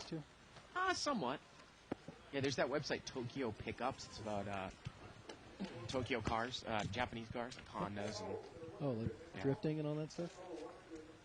826 here with a couple of diamonds. And Phil's got top pair here. George is going to lead out here. He's got a straight draw. Straight draw to the 5. He leads out. Phil calls. George now checks blind. The turn is a 7. Check, check. And the river's a 10. And Phil's got 2 pair. See if George is going to try to bluff at it here. I think Phil's definitely going to call him. Oh, yeah. George checks. And I assume Phil's going to put a little value bet in there. He does. Well, actually, it was a one-liner to a straight. But he put the bet in there anyway, so 2 pair. A little bit of value to not showing your hand, as Dave Tuckman always points out. Looks like Cheryl's having a quesadilla back there, huh? Either that or pancakes. Quesadilla? Yeah. Oh, they're very nice. I had a nice steak today, Oh, yeah? courtesy of the Bicycle Casino. I've been on a bit of a health kick. You know, my new thing, I've dropped about 15, 20 pounds in the last month. Trying to lose some more weight and get to Vegas. But my biggest thing is ordering miso soup here and getting halibut or some sort of whitefish and putting it in the soup. It's really good, the miso soup here. I've never had that. Yeah, I'm not really into Asian soup that much. Yeah, I mean, it's not really, spicy. It's just miso. Got a raise here by Kelsey. Queen 6 of diamonds. He seems to always play up and down queen suited cards for a raise. Not exactly sure why.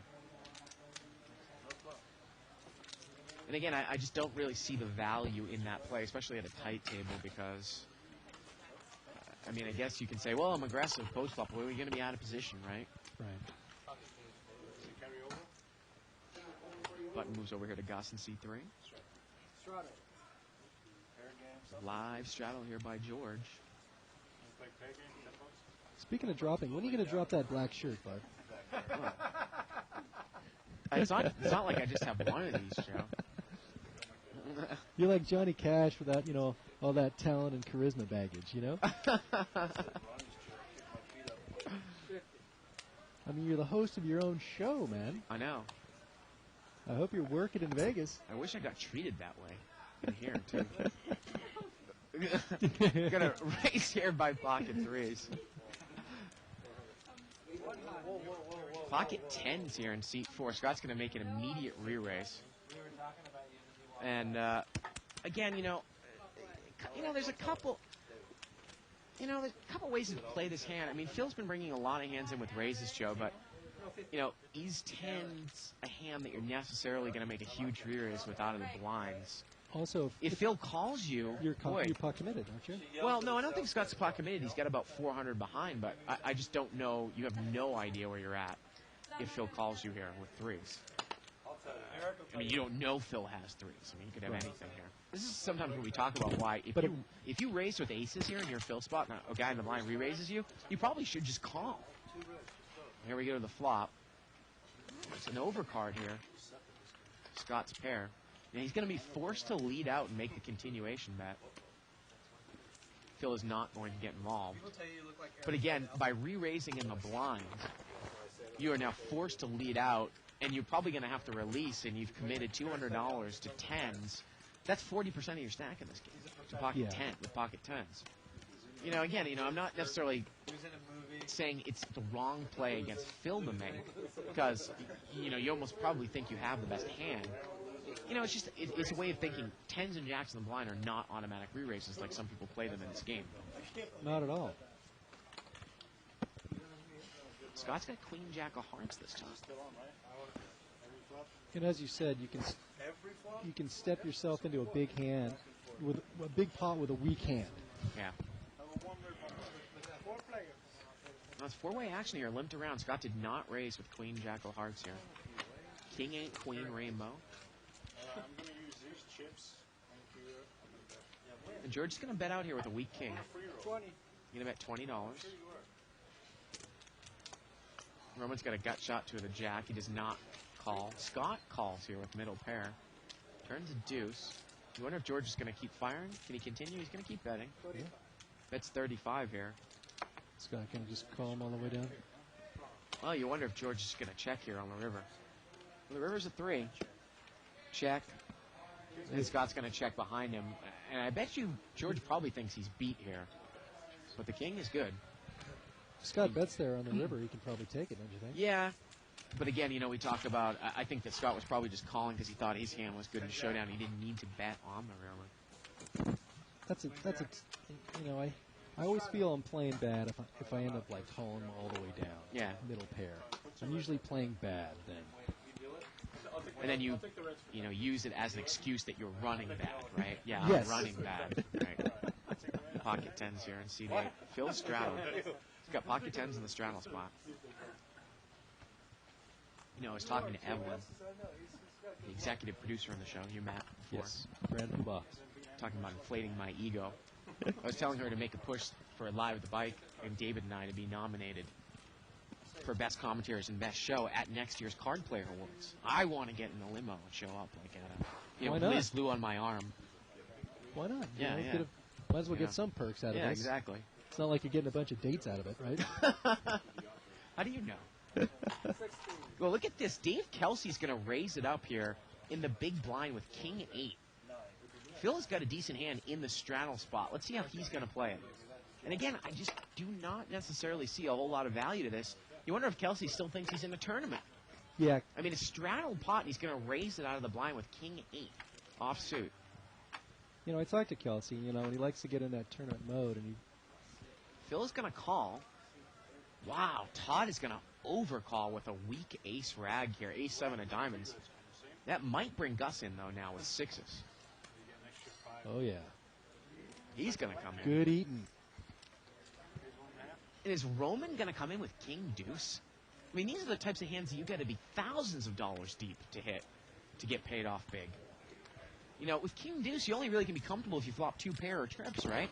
Or some sort of flush. Right. Well, we're going to see this 1, 2, 3, 4, 5, 6 ways. It's about a $400 pot already pre-flop. Jack 8-8 here on the flop, and Phil is good with 10s. Oh, wait a minute. No, look at this Kelsey. He raised with King 8 and he hit trip 8s. Are you kidding me? Oh, man. You don't? He checks Oh, it. I can't believe that. Check. That's unbelievable. You got to be kidding me. Come on, Dave. Step it up, buddy. Phil checks. You wonder if Gus might even bet here with 6s. He does not. Gets checked over to Roman. That's And he, absolutely and he nothing. checks. And the turn is a deuce. I got to tell you, if Kelsey leads out there on the flop, he might get a call from Phil with 10s. You never know. And now Kelsey's going to bet. Well, now his hand...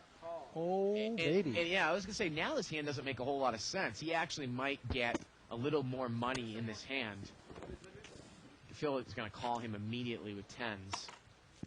I got to tell you, if Kelsey bets the river here, he's either on a stone cold bluff or he has a monster like pocket jacks. Remember, we talk about patterns on the river. Right. Roman's thinking about overcalling here with a deuce. Phil needs a 10 here and a 10 only. What a big pot that would be. The pot is $600 now. Here we go to the river. And the river's a 9. It's a third heart. And Kelsey checked it at the end. Okay. And Phil checked right behind him. Wow. Yeah, he raised with King 8, and when he hit it, he didn't bet the flop. Stick a couple of big ears on Kelsey there. The Donk Award for the night. Yeah, Maybe we should have a dunce cap hat. Or for pin some the of these tail on the players. donkey. Yeah, exactly. yeah. Like Isaac said.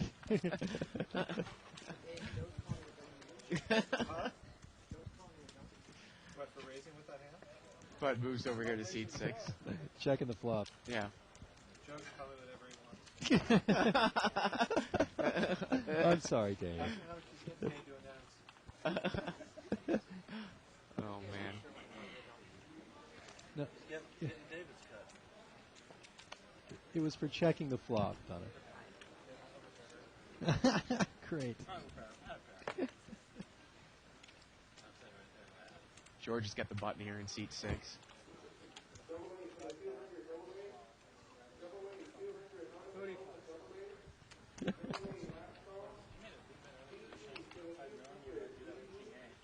Got a $35 raise here by seat 5 with 6-8 of clubs. George is going to make a smooth call here on the button. And Phil is also going to call here. And he's got King 10 off suit. Queen 7-3, all diamonds. Now, Roman is the pre-flop raiser here. He is totally whiffed. He does not make the continuation bet. And it's going to get checked around. The turn is a jack. Phil still has a 10 high flush draw there. He's open-ended now as well. George has now got a straight draw, and George, he's going to bet the straight draw. He now has a gut shot to the 9. You know what? It's gotten checked to me twice. Yeah. You bet Why not? 60.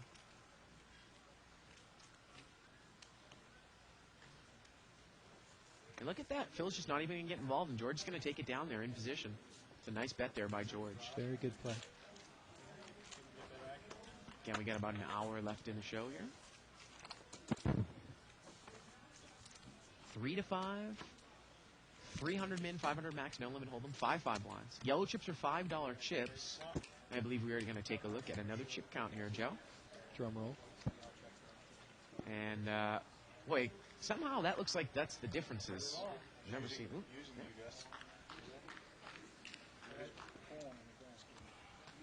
all kinds of wacky things going on on the computer tonight. Go Yeah. to the machine. I did. I thought everybody checked it all the way down here. I thought you would take it down. You thought about it. No, he's a strong player. You would have done that. For sure. No, seriously. Not this time. Lived around here. It's always nice that we have some a little bit of difficulties in the smaller game. 3 red cards again. Stir things 2 in a up. row he's done it. 7-way You action missed here. it last time. Are we in? Okay, go, go, go, go, go. Oh. Go, Wang Tan, go. 7-5-3 here on the flop. 9-7 here. Seat number 8 is going to lead out with top pair. Seat 5's got an open-ended straight draw here with 6-8. Eric is going to call with 10-7 in between. So a bet by 9-7, a call by Eric. He's got top pair with the best kicker. And seat 5 is going to call with the open-ended straight draw. Here we go to the turn. The turn is a 6. Remember, we got 9-7 in seat 8. Eric's got 10-7. And seat number 5 has now picked up a pair with his straight draw. $60 bet here. Phil has bet again. Now, if you're in seat 5, are you going to raise it up, Mark? I don't know. I mean, he's still open-ended. Now he's picked up a pair. Phil is going to, he's bet twice now. He bets with 9-7. Eric gets away from 10-7. Let's see what Roman's going to do here with 8-6. Again, the board reads 7-5-3-6.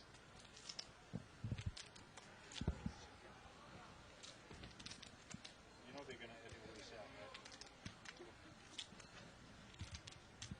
The show's really about There we go. they go to commercial, they come out. A big horn will blow when the time comes up, too. You only have like a minute. There we go. So 9-7 is bet here twice. Seat 5 is thinking about calling with 8-6 here, Joe. It's a $60 bet into a $60 pot here. Again, seat 5, Roman is thinking about calling with 8-6. He had an open-ended straight draw with backdoor diamonds on the flop. He picks up a pair now on the turn, and he's going to call. Just calls. So here we go to the river. And the river is a 4, and 8-6 makes it. He's got a straight. It is a one-liner to a straight, though, Joe. Run a 2 black cards, huh? The pot is $200. And is 7-9 going to bet here again? Remember, seat number 8 here, Phil, he's got 7-9. He has bet twice. And he is going to put a little stop bet out here. He's going to bet 75. And seat number 5 is just going to call here. He doesn't even raise there with the straight. And he's going to take it down. Roman takes down to about a $400 pot there. Kind of passive by Roman. And I did not raise. Button moves over here to seat 8. Donna letting us know that every time, Donna's letting the players know that every time they do something stupid, Joe is giving them the donkey sign back here in the booth. Yes, we'll save that for next time.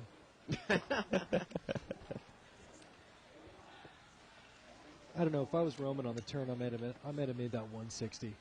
Yeah, it's kind of scary, you know. Connected board, you could have two pair. You could have a straight already. Big hand pair with an open-ended straight draw. Especially if you picked up a diamond there, too.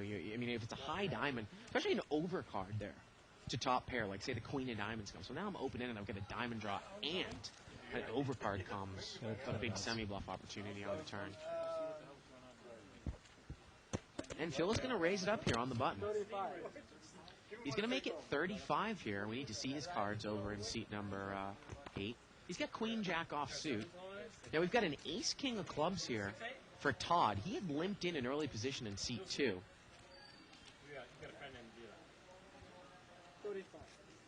$35 raise here on the button.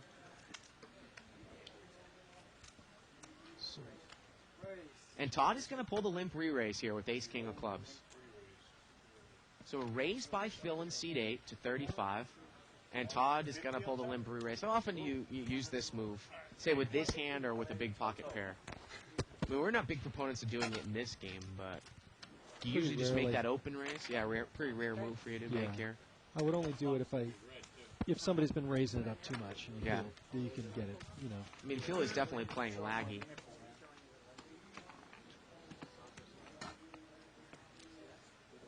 Yeah, there's George's good old England. God save the Queen. I think George and Dave should go out on a date together.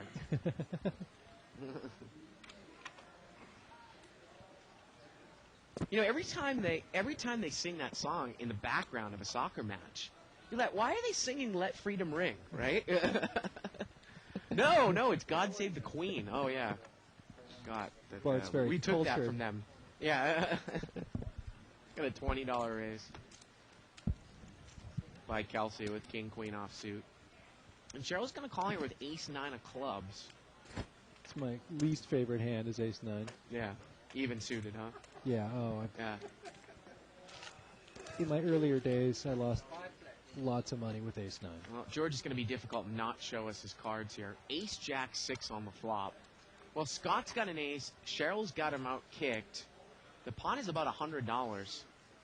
Well, we're going to play George Dark. He's going to come out and lead. And now the question is, oh, look at those nice question mark characters that we use in the video blog. The question now is, how does Cheryl continue here, Joe? We don't know what George has. What can he do here with ace 9? Do you even get involved? I think she's on the short stack here. And she's going to lay it down. She's going to lay it down. Well, it beats calling. Eric's probably going to lay it down. And what is Scott going to do? And he doesn't get it. And he lays it down. And George shows 8-6. He had 8-6 there. So Cheryl did have the best hand. If I'm stuck in there with a weak ace, I might raise it up just to see where I'm at. I know, but the problem now is if you've got Cheryl's chip stack is now you're committed to the hand, right? So I mean, that's why you probably can't call a raise with your short chip with the ace 9 of clubs. That's why you avoid it altogether.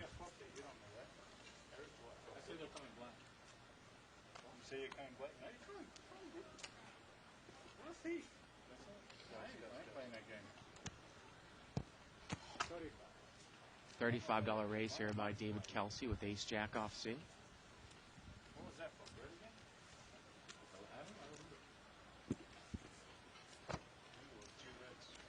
Gus has got 7-4 suited. He's not going to get involved. Is George going to get involved with his trap hand? He is dominated here, Joe. I gotta tell you, he's not doing this in a bigger game. Oh, no. King jack against ace jack. Well, there's the ace. George should be able to get away from it here. Now, sometimes the problem with ace jack is, I always talk about, if you bet here and you get calmed, I don't even know if I want to put any more money in the pot with ace jack, you know? You don't feel good. Yeah.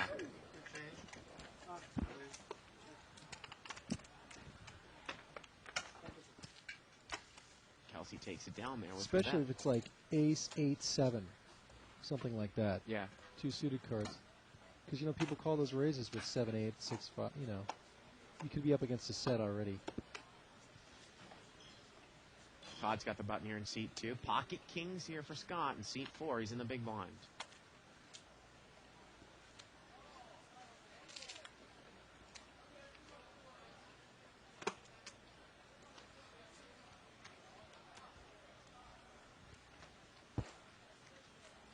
And there they are, 2 red kings. Yeehaw. And Phil is going to open raise here with 5-3 of clubs. Is that the Brokeback Mountain hand? 2 red cowboys? Yeah. So let's see how Scott's going to play it. Now, in this game, we had this debate in the video blog this week. Do you always re-raise with kings here? He's going to make it 90. If you only have 500, you can actually make a raise amount where if you re-raise, if I've got 500 and the guy makes it 35 to go, if I make it 60 more, if I make it 90 total and he calls, I'm winning money in the long run. Unless, of course, the guy has aces. Because if he calls me with a pocket pair, he shouldn't be calling. I've made it too much. I've made it EV negative for him to call. Now, you could play it a little bit cagey and just call and play it as a check raise on the flop. If an ace comes out, I don't know what you do. You just check fold. You're praying for the ace, obviously, not to show up. Right. Actually, if an ace comes out, you actually might lead. Yeah. Just to figure out where you're at. You're like, no, I have the ace. Yeah, exactly. That's right. I have the ace. I'm going to bet.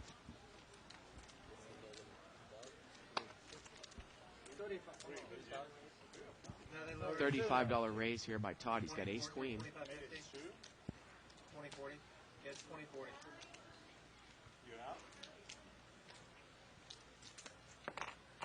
So Todd has made it 35 to go here. Let's see if George gets himself in trouble. Ace 4 offsuit from up front. Nope. Is that Nicole in the background? The lovely Nicole?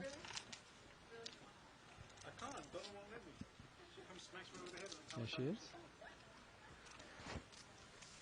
Nicole was supposed to commentate with me, or I wanted her to last night, but she was a little bit under the weather. I was very lucky. I had aces versus queens against her today. Oh, yeah? Yes. Did it all get in on, like, pre-flop or something? On the flop. Oh, is that the one you said you smooth call with aces? Yeah. Oh, it was against Nicole. I thought you said Lori. I didn't know who I you might were have, referring yeah. to. Jesus, Joe. I've smoked a lot in my lifetime. Yeah. Take a lot of acid. Huh? The Joester says a lot of things. Speak of the devil. There she is. Come in right between us, babe. Come here.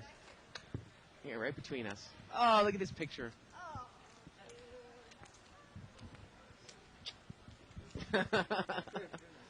Nicole, I wanted you to come and commentate yesterday, but... Oh, sick schmick. Get a raise here by Eric with pocket tens.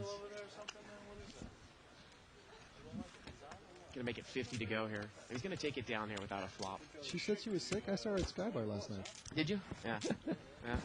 Paying off the bouncer. Joe, you're of course from the beautiful Glendale area. That's right? where I live, Yeah. but I'm Good old Glendale. right originally up from 5. Yes. I'm originally from the Bay Area. Uh-oh.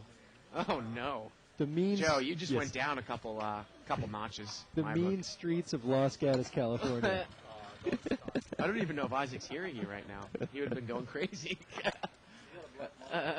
By the way, the Dodgers suck. Yeah, we got a couple of techies here from Northern California. Open limp here by Gus with the ace-6 offsuit. So you Limp could say, here by yeah, Scott, Jack-10 offsuit. I'm like the Barry Bonds of Live at the Bike. I think Yeah. that one. Limped around here 4 ways. And here we go to the flop. 9-7 deuce here with a couple of hearts. And George has got Jack-7 here. He's going to lead out. Going to bet 20 right out here with middle pair.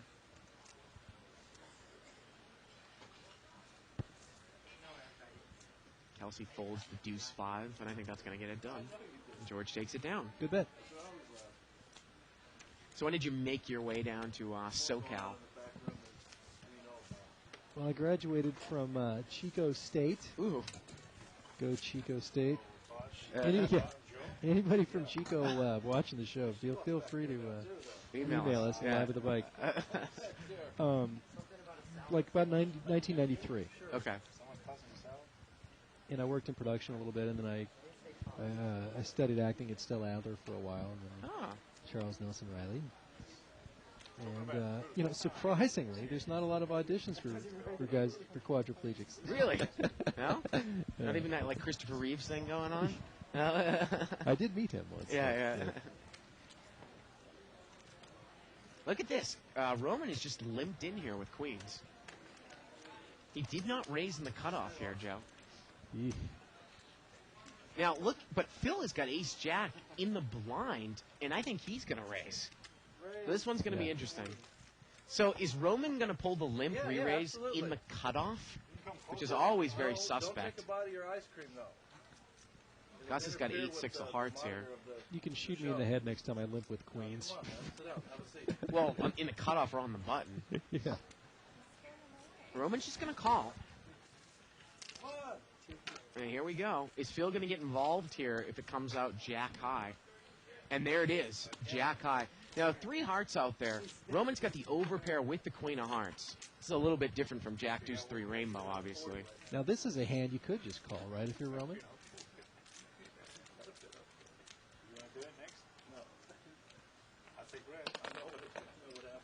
Phil's going to put out a continuation bet with what he probably thinks is probably a good chance to be the best hand. $75 bet. And Roman is just going to call here. And this pot is quickly $250. The turn is a 7. Roman is still good here with queens. And Phil probably still thinks he might have the best hand here with ace-jack. Unless Roman has flopped the flush and slow playing it here. Remember, Roman did not play this hand like he has an overpair. He limped in the cutoff and just called the blind raise. It doesn't look like Phil likes his hand anymore, does it? Well, once you get called, you throw a bet out there on Yeah. that flop. It almost smells like smells like a rat to me. Yeah. Oh. Wow, and he's going to push. He's going to bet 200. And if you're Roman now, because you played the hand so slow, remember, it is Phil. Well, he doesn't even take a second thought. He moves all in. He moves all in here. He's going to move all in for like 800 here. I mean, this pot, if that's a $200 bet, this pot is about, I want to say 1,100, 400 for Phil to call. And he makes the call. Phil makes the call. This is a $1,500 pot to the river. And the river is a blank, and Roman's going to win it with queens, the overpair. Roman played that hand so peculiarly. I was going to say, Joe, on the turn, because he played it so slow, and Phil has now fired twice big, do you even know where you're at with queens? Not as much. No, definitely. You know what I mean? I mean, you're beating probably only ace-jack or pocket tens. Would Phil continue to bet big with pocket tens on the turn? Kings or aces you lose to a set of jacks. People don't think about that. You know, when a board comes and you've got queens and the board is jack 10 blank and you receive a lot of heat, that's not a great flop for queens. Right. People forget about aces and kings. Yeah, right. Well, usually, like we said in the beginning, in this game, usually you know if someone has aces, kings, or queens because they normally will re-raise. But in the bigger games, a lot of people just call. And in that case, Roman almost played it kind of like a little bit like a bigger game to kind of disguise the fact that he had a big pocket pair in his hand. Well, it becomes, basically a semi-bluff, though, doesn't it? I don't know if he's pushing all in on the turn, thinking he's got the best hand. Sometimes I try to get into these players' head, and sometimes I give them too much credit. I mean, if I were to go out there and ask Roman, "Oh, do you think you had the best hand there?" You know, he probably said, "Oh, yeah." Yeah, don't you see? Yeah. You can't let the guy ride free with hearts if he's got a high heart. An ace or king beats you. But I mean, queens with the queen of hearts is far from the nuts there on that board. $25 raise here by Gus with king, queen of diamonds.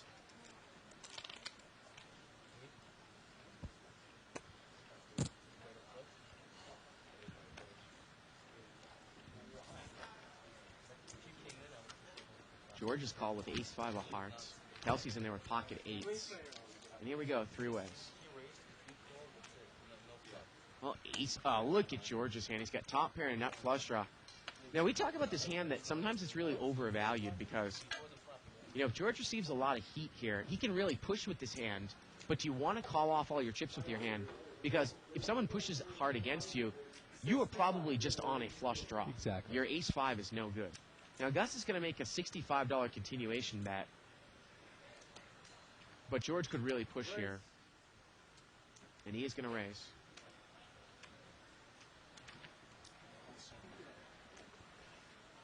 175 total. He's going to make it 175, 110 more. All right. Did I get that right, Nicole, that Joe beat you in a cash game earlier today? Oh, man. I said I was lucky. Nicole's saying he's not special because everybody's beaten her lately. You mean I'm not special in the short school bus kind of way? Is that what you're talking about? Well, Gus, what a decision he has here. He has absolutely nothing. He's been raised on an ace-high board. Gus folds. So how did you name yourself Chester on 2+2 anyways? That's a good question.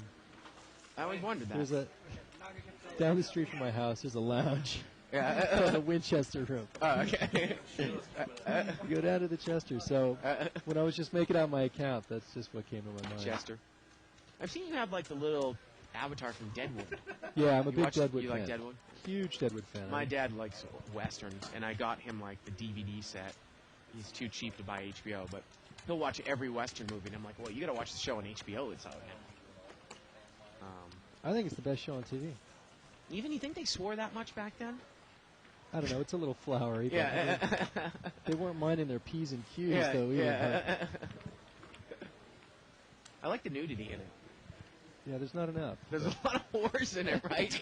No, it's mostly swearing and killing. Yeah. But I mean, Ian McShane is so good. There's a raise. 35. Kelsey's going to raise it up here. 35 to go. Queen 10 of clubs. I think, wow, look at that. George just got real close to David. He makes the call. And here we go. We're heads up. It's a $70 pot. Wow, look at this. Jack 10 for George. Not a bad flop. Now, Kelsey's got him out kicked. Both players have top pairs and straight draws. George is open-ended. Kelsey's got a gut shot. It's a $100 bet here by George. I am calling. And Kelsey's going to call. Big overbet by George and a quick call here by Kelsey, and it's about a $270 pot. It turns a king. Check, check. The river's a 4. It's a third diamond. And this one's going to get checked down. And the queen 10 is going to play. I think they just soft played each other there at the end. Do you? Got about a half an hour left in the show. Yeah, watch Deadwood, Huff is good, Rescue Me, and then this show. You watch Entourage? I've seen a couple of Oh, them. man. Well, that's my favorite show. But you probably like Nip Tuck, too, because all the girls on that show, right? No, I never got into that. I was on FX. Yeah. Tuck, yeah. I watched The Shield. I was a big West Wing guy. I watched Lost, Desperate Housewives. I watched the Law and Orders. And then I watched some poker shows and such. Oh, Boston Legal. That's one of my favorite shows. My mom loves that show. Ace Queen offsuit here for Cheryl. William Shatner in a non-Star Trek role. He's great. Denny Crane. Yeah. Raise. Cheryl's played it tight all night. She's going to raise. She's going to make it 30. Can't even imagine that Gus is going to call her with ace 10, do you? Wow, that is shocking. I mean, Every unless, time- I got to tell you, Cheryl does not really play that weak tight. I mean, she will bet this flop if it gets checked to her. You know, you talk about you might play ace 10 out of position if it might just go check, check. Well, Gus is actually going to take it away from her first. He's going to bet. 45. He bets 45. Wow, and Cheryl's going to call with overcards. And now what does Gus do? She's not buying it from Gus. And the turn's an ace. And is Gus going to get involved? The funny thing here, though, Joe, is that when Gus bets out and Cheryl calls, she's almost playing it like an overpair. And now when the ace comes, Gus has got to figure, well, is my ace good, though? Because wouldn't she, maybe she just smooth call with queens or kings. I got to tell you, if I'm Gus, I'm probably not in there with ace 10 off suit. But this is very peculiar. And Gus just check folds. You know what I'm saying? I mean, you bet out with ace 10 and you get called on a 6-6-5 board. And now the ace comes. Do you check fold ace 10 there? I don't think it makes a whole lot of sense. It's a little bit of a strange way the hand played out. I mean, he made the right fold. I just don't know what Cheryl calls with on the flop there, though. Right, I that I probably- don't beat when the ace comes on the turn. I probably would have doubled her through. Yeah. I would have. If it came out that way, Yeah. right? I mean, I probably would have check called Well, the thing is, if the it, turn and then probably led into her on the river, When thinking she- that my ace is good. when she raised pre-flop, if he puts her on a big ace, why is he calling? Well, that too, but when he bets out on the flop and he just puts her on a big ace, what's she calling with on the flop? I think she might be calling with jacks, queens, or kings, and she's not Sure. raising. And now, maybe even nines or eights. And now when the ace comes, I think my ace-10 is good. Yeah, I do. You know, too. it's very peculiar the way that hand played out. Queen 6-7 here with a couple of hearts, and Eric's got bottom 2. This is not a hand he can slow play. He's going to bet it. 25. 25. That's about a pot size bet. It was lived Left around around, 5 yeah. ways. Takes it down. I've been overbetting those flops though with pairs. Yeah, I've seen Peppy, our own Peppy. She's got involved with queens a couple of times over pairs against boards. You No, played a cagey. No. I mean, if I have bottom 2 or top 2 on a flush 2 flush board, Yeah. I'll bet more than the pot sometimes Right. because I want to just take it down. I don't because when I play, people call. You're full of it, Joe. That's No, why they no. call you the lagtard, Joe. That's yeah. Uh, What was it? Shooting Joe? Is that? I don't know what that one was. 25. and Gus is going to raise it up here with the king-jack offsuit.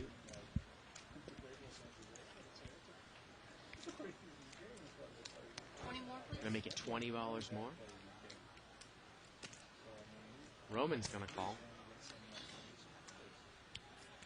And now, that brings Todd in here. With ace-3 offsuit, he's played it tight all night. It's a $100 pot. King 7 deuce here. Well, Gus is probably going to bet. No one else really has any piece of this. And most likely he's going to take it down. 75. He's going to make it $75 continuation bet here with top pair. And I assume this is going to go fold, fold, fold here. Yeah. Which gives me the opportunity to again tell everyone out there about our Live at the Bike guest commentator promotion. This could be you. It's your chance to co-host at Live at the Bike with me, Bart Hansen. A dream come true. And there's more. You'll also win a seat into the game after your guest commentator appearance. This is open to our subscribers only, so sign up today. Everyone registered is eligible for the drawing July 12th. If you're not registered, you can click on the on-demand banner. Sign up for the archives. You have until July 11th. Get a $500 buy into this game. You get to guest commentate with me. You get a 6-month subscription extension. I mean, what a great contest, Joe. It's unbelievable. $500 in this game. You could What's walk more out valuable, coming into the booth or the $500? That's the real question. with you. Coming into the booth, Bart. I think Nicole's saying $500 in the background. If Nicole's in here too, it's Yeah. definitely worth coming in. But in this game, you could walk in with 500 and walk out with $2,000. Right? Yeah. Dave Kelsey again bringing this in with a speculative hand from up front. 8-5 of hearts. And Todd's really starting to play a little bit looser now. Calls with 6-7. Please leave the premises, sir. George is out of there. George is on the phone. His hand is dead. Declares. And we're heads up. Well, King 8-4. Kelsey's outflopped him. He's got middle pair. Todd just got a gut shot. He needs Kelsey to make 2 pair, and Kelsey checks it. And Todd checks right behind him. Well, the turn's a jack. Joe, you figure this out for me, please. I mean, am I missing something? I just... 60. He bets 60 now. And he takes it down. I guess he wants more overcards to fall. Again, I just, I don't... A lot of times Gus and David, they bring it in for raises with speculative hands. Sometimes scare cards come out and they don't bet. And I'm left scratching my head, like I said at the beginning of the show. Right, if you're going to raise with crap, you might as well represent. Well, how often do you raise with 8-5 of hearts under the gun? I'm going to tell you, I've never raised with that hand under the gun. Pretty rare. Yeah. I mean, 10 to call. I'll raise with 1 gappers, 2 gappers In position, right? in position. Yeah. But 8-5 under the gun is thrown away. Scott's going to raise it up here. He's played it pretty straightforward tonight. He's got ace-jack suited. 45. Makes it 45 to go.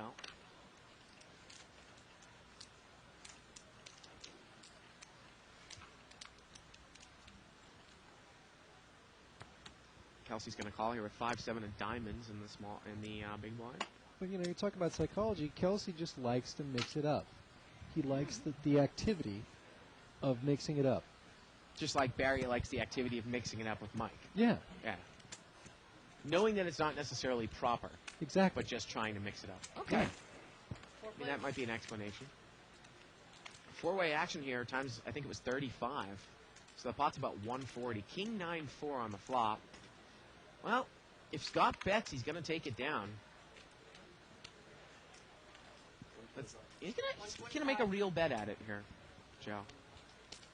$125 bet. Well, that'll find out where he's at. I assume Eric is not going to get involved. He takes it down.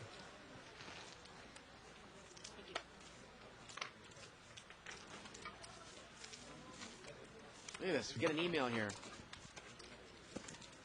Jesus Carrasco.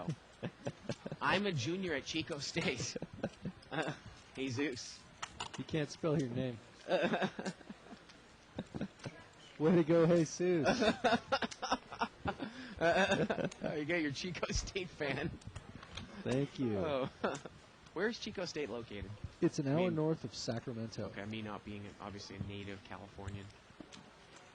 It's a great college town. Yeah. It- Chico? yeah, it's one of the last ones on the How west. big is that school? Is it a pretty big school? No. No. 15,000.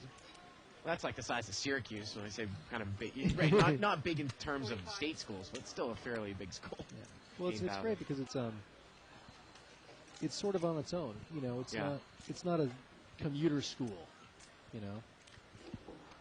Got a raise here by George.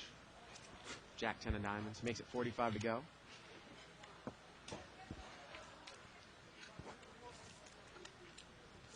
And Shell gets away from the King 10 suited there. I think she had limped in from up front, not to that big raise. And George is going to take it down. Got about 20 minutes left in the show. Of course, tomorrow, the big game. 2040 no limit hold'em. $2,000 min. Unrestricted max. Now, George has said that he's going to do the commentating with me again tomorrow. I think he said because he can no longer afford to play in that game necessarily. So you'd rather be an ear.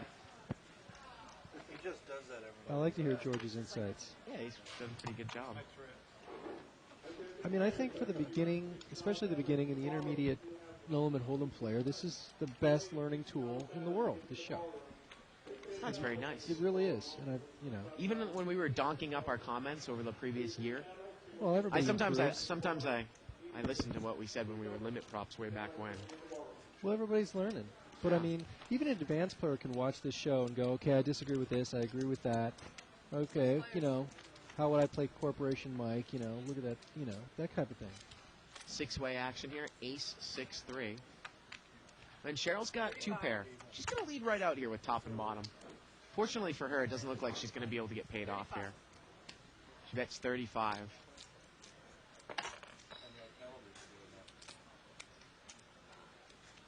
And that's going to get it done.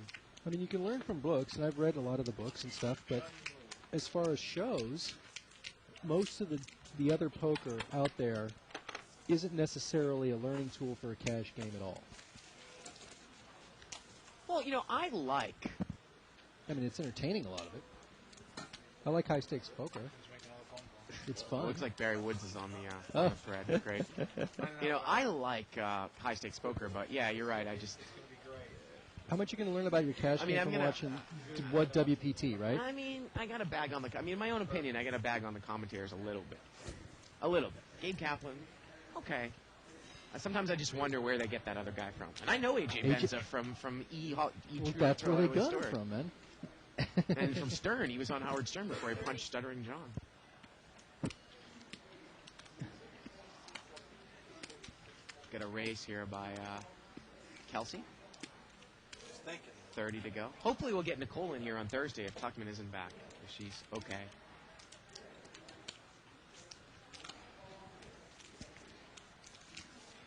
Maybe not. They should have the other guy from Stern on there. What's his name? The big guy that used to be on Mad TV? I love that guy. Artie Lang? Artie. Oh, he's great. Artie's Best part of that hilarious. show. Wow. Yeah. 7-3 off. Gabe Kaplan and Artie Lang.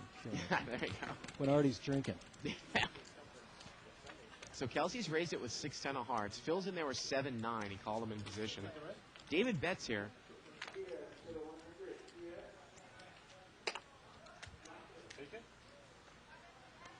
And he goes check, check. Wow, turns a king. And look at this. Kelsey has, and this is a hand that you would actually want to get all your money in right now with.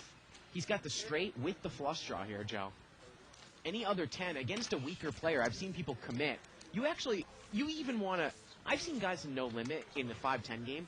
If I'm 1,500 or 2,000 deep and the pot is $100, I might move all in for 2,000 if I'm in there with 6-10 of hearts there. I've seen guys call with the 10. I'm serious. You're free rolling, Yeah, baby. yeah. That is the sweet spot. Barry Woods has said, oh, goody, a chance to guest commentate with Bart. I'd rather continue taking his money in the 5-10 game before Live at the Bike starts. Oh, of course. Like I said, I've told Barry, I'm only up low 5 figures against him in my career. Get back in the tanning bed, Barry.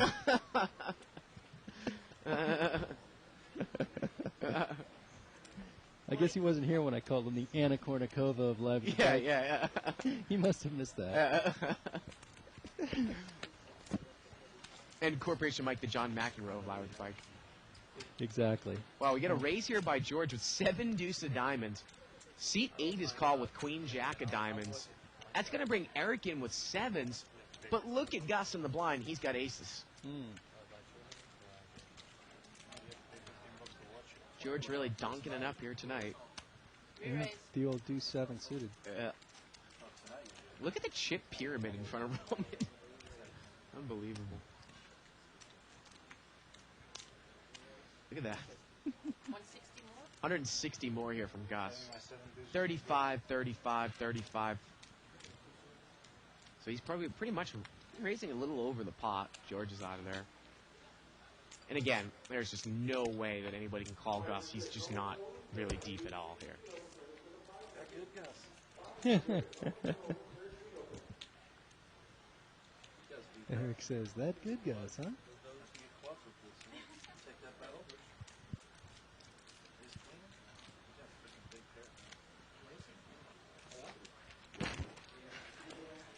Gus takes it down there. Nicely played there by Gus.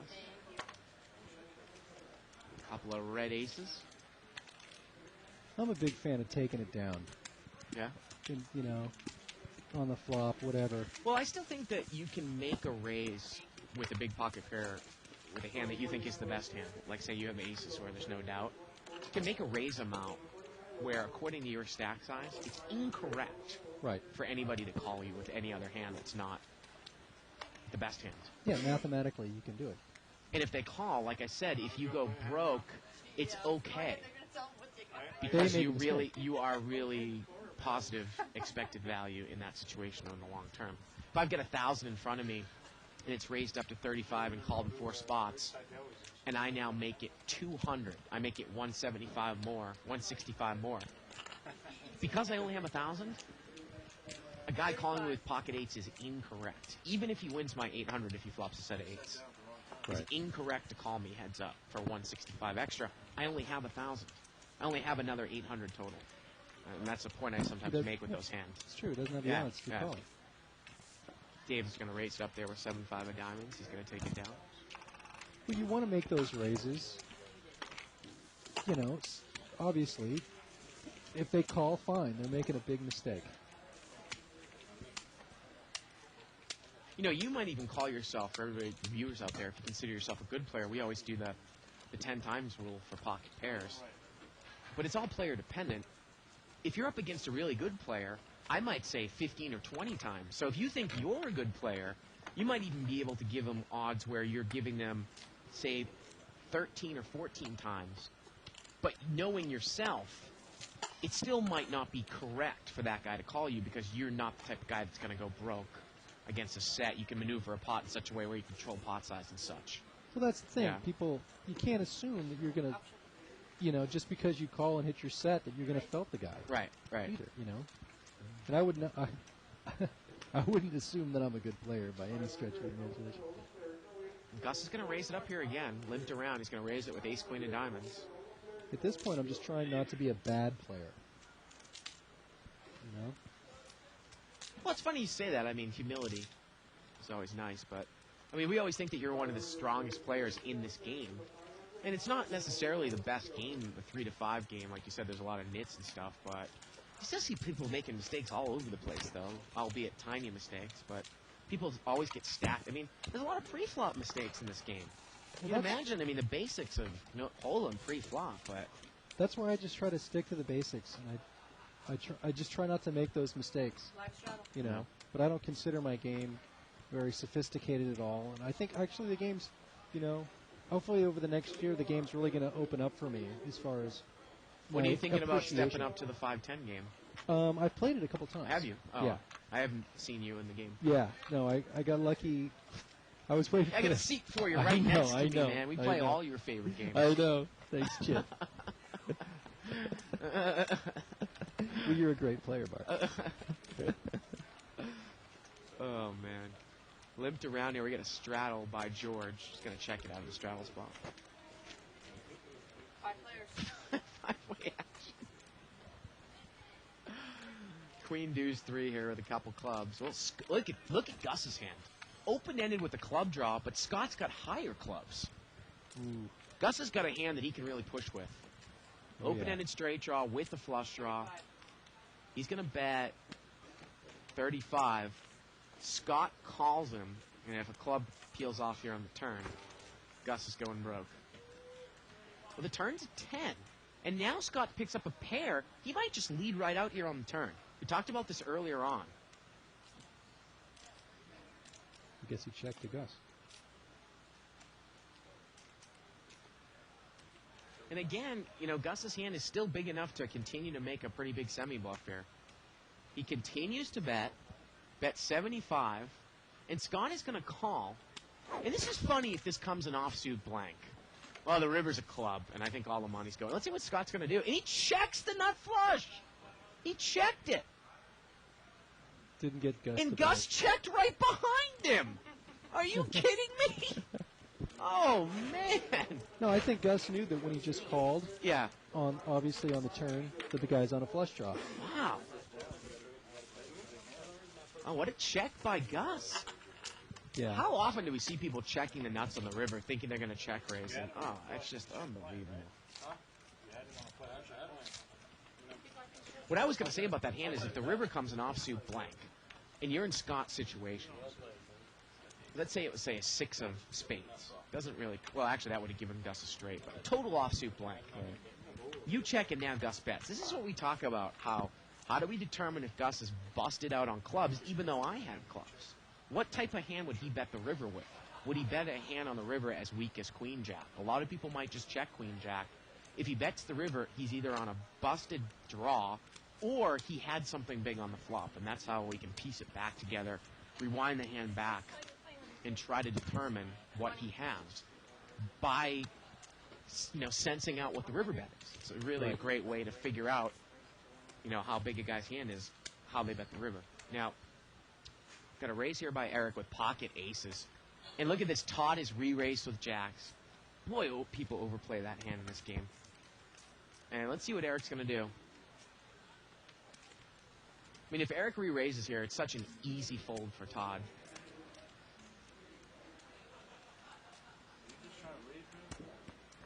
Well, he's going to call. And I got to tell you, I don't mind this play, Joe. Because, I like that. Because Todd only has 200 left. And if Eric checks to him, Todd's going to probably put all the money in. He's going to be forced to.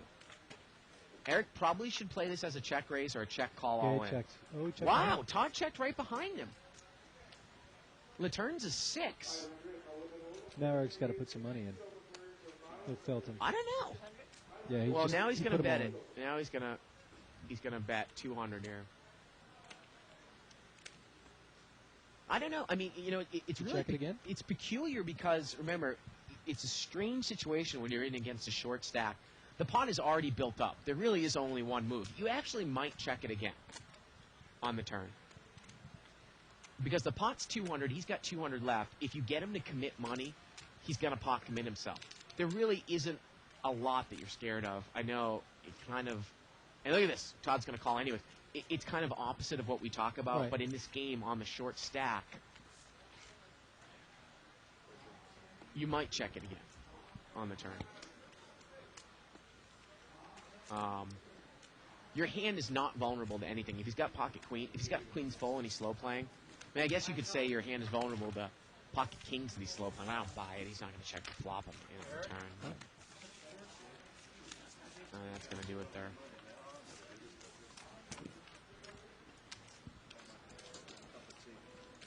I actually really like the way that Eric played that hand. I think that if he pushes on the flop, I think Todd gets away from it. Yeah, I think he played that pretty well. Yeah. Me? Send a call, please. He almost laid it down. You should have. Probably put me on tens or something. Did they see my card? Yes, man. Yes, they did. Sure. Pocket nines here for Scott in seat 4.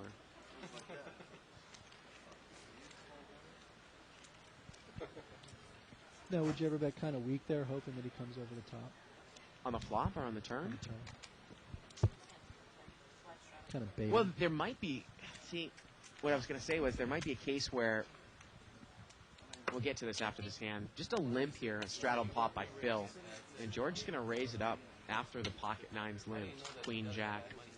50 is the bet? 40 more? Make it 150?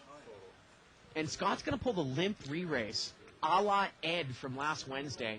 This time he's in the cutoff with nines as opposed to the button limp re-raise with nines. And he's going to take it down. George throws it away. It's an interesting situation because, again, like I said, the pot's 200. He's got 200 left. You might bet real weak on the turn so that he can call. You might bet 75 so that if he calls, you can now put him in on the river. He feels more pot committed because if it goes check on the turn, now you might not be able to get a $200 call from him on the river. I mean, I know the pot is already built up, but yeah, you might put a weak bet in on the turn. Call 75.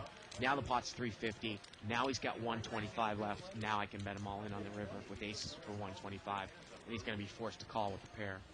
Pocket aces here. Raise? Dave Kelsey in the small blind.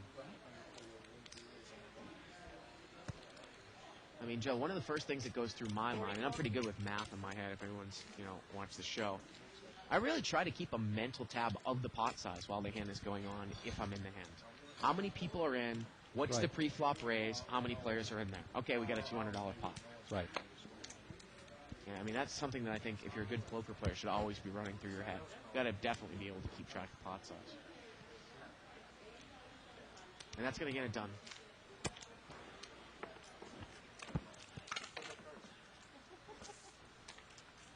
I was thinking about going over and trying the sushi place out It's open? later on tonight. Yeah, Yoshi's Sushi Place. I don't think that's the name of it, but... I don't eat sushi. No? I Anybody just- knows, anyone familiar with the bike, we got the bicycle grill, but it's actually changed into a sushi restaurant. A little bit of sake. I do drink sake. Anybody up for that? Ray, Isaac? Give it a second shot? No? Ray? Huh?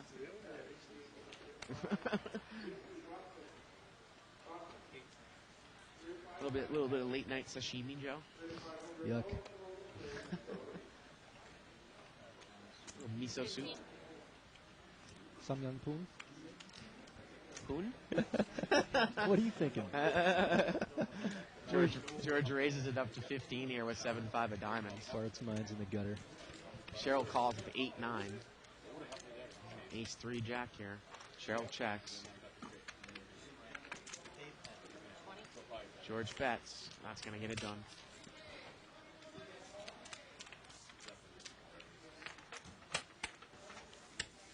That's right, Ray. It's still half off, man. Come on, get with it. Hot sake on me, buddy. Big Asahi. Do they have Asahi in Sapporo? They must, right? They must. They must. Yeah. I don't know, if you're anywhere near the bike, come on down. Yeah, half yeah. off sushi. Half off until tomorrow. Until the 6th of July. Come on, I don't want to be like a loser and eat in there by myself. Bart, Did you ever see that eat- Seinfeld? Did you watch Seinfeld? I Did you see used that to watch Seinfeld episode with the Chinese when Elaine used to order that Chinese and they wouldn't deliver it to her house? And Jerry was like, "Why don't you just go there? Because I'm not going to go there alone and eat like a loser." Raised here by Gus with Ace 8 off suit.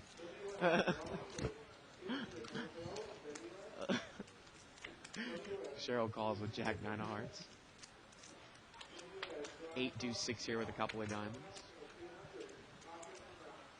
Gus is going to continuation bet. 30. $30 bet, and he takes it down.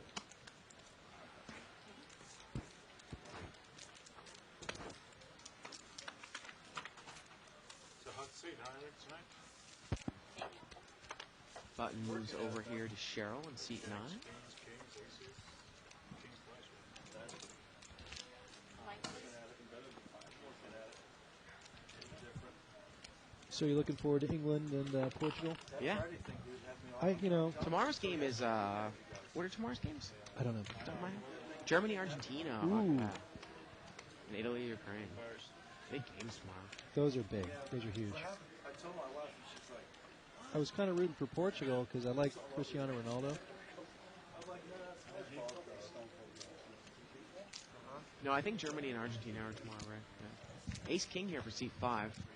Just a limp in. We haven't heard much from 35.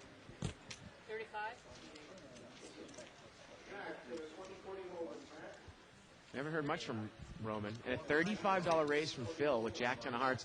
Is Roman trying to pull the limp re-raise here? Anytime we get a limp and now Phil raises, I think Roman might come over the top. Remember, Roman just smooth call with queens, too. Sometimes he might try to, disguise the strength of his hand here. Yeah. Well, he's pretty. He plays pretty passive. All in. And he's going to push all in. He pushes all in. Limp, much- re-raise, all in.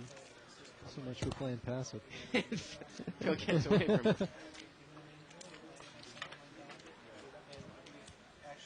Telly Savalas look-alike, huh? Dr. Evil wins another pot.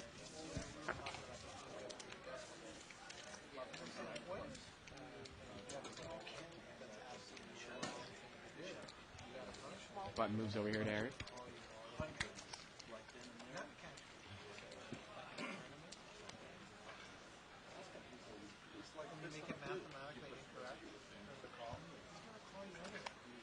Again, you can check out a couple of pictures that Tuckman's posted up over in the Under the Gun blog on the left-hand side of the screen.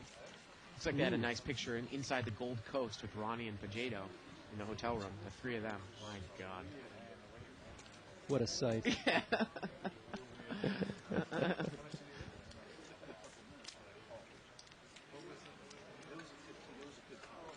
Limp. but on the turn, I got to push all in. What do you call it? 2 clubs. No. It was Mo. Not Momo. Maurice. The thin Four-way guy, action I'm here. talking about, plays a $20 pot. 7 deuce 8. George is in there with a good old 7-3, 20. and he's gonna bet. Well, it's way bigger than the 7 deuce he was playing earlier. 7 deuce would be a little bit better though on this block. Yep. What game is it? 500. Okay. On Friday? And this is gonna be the last hand of the night. What's everybody buying? No, it was over there. Joe, it's been a pleasure working with you. I wish we could have had a little bit more of an exciting game, but Thank you very much. normal Tuesday night affair. My pleasure. Yeah, I mean, I would have liked to rip on, Barry Woods all night. Yeah. That would have been a dream, but this is quite a pleasure. Oh, Thank and you look at very this much. closing email here from Barry Woods. Bart, Joe would kick your ass in a live game, pretty much as I do. 5 figures. You really need to get a woman. This masturbation thing is affecting your mind.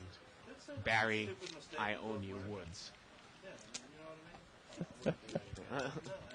Barry has a way with words. Yeah. Actually, he's the poet laureate of Live at the Bike. Yeah. Because the flush doesn't come, you're not getting any money. So Barry's a great guy, a generous man. I hope to borrow money from him soon. Yes. Chopped up, which means we're going to do one more. But not another one if this one gets chopped up. Yeah. Very nice guy. I just, like I said, if you ever seen him and Kirk on the same table, Oh, 300, I guarantee calls me because I thought he had like it really is a sight, Joe. I have seen them bicker. Infantile. Oh, my goodness. Like little 7-year-olds. It wouldn't be so bad, except Kirk plays, what, a hand an hour? Yeah, yeah. Oh, ace king here for Scott, seat 4. Somebody looks, I think someone's got pocket 10s here. But that's the second mistake. I should have called. Well, I might be wrong about that. Fell in on the turn. Absolutely. That's the way I would have played it. And then made him. I Made guess them I was make an wrong. incorrect But I play. could have raised And ace that king is $100 gonna raise. Like George says, 45. building my pot. Right. And then- $45 raise here on the button. I mean, you don't mind the call if you're all in, right? I mean, there's going to be... No. But I was. And that's going to do it for us. It's a catch kick. 2 no flops, the end of the night. Kind of Right there, and if you tells the story of how the night went. Joe, thank you very much for coming in here. It was a pleasure. Thank you very much. And we hope to see you on the show many, many more times. I hope to win. Hope to win. As you all mostly do, right? I've been pretty lucky on the show. Well, good luck to David Tuckman. I have no idea where he's at. I'm going to try to call him after the show if he's still in. And we'll be here tomorrow for the big game, 2040 No Limit Hold'em, with one Mary Woods, hopefully with a Corporation Mike thrown in there and such. For Joe McLean, I'm Bart Hanson. Good night, everybody, from Live at the Bike.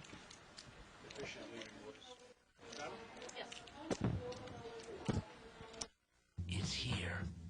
It's big. And it's closer than you think. It's not a tournament. It's what you don't see on TV. The cash is real. The stakes are high. They bet big. They win big. They lose big. High stakes live action poker. Live at the bike. Watch it live on the web or play it if you dare at the Bicycle Casino right here in Los Angeles.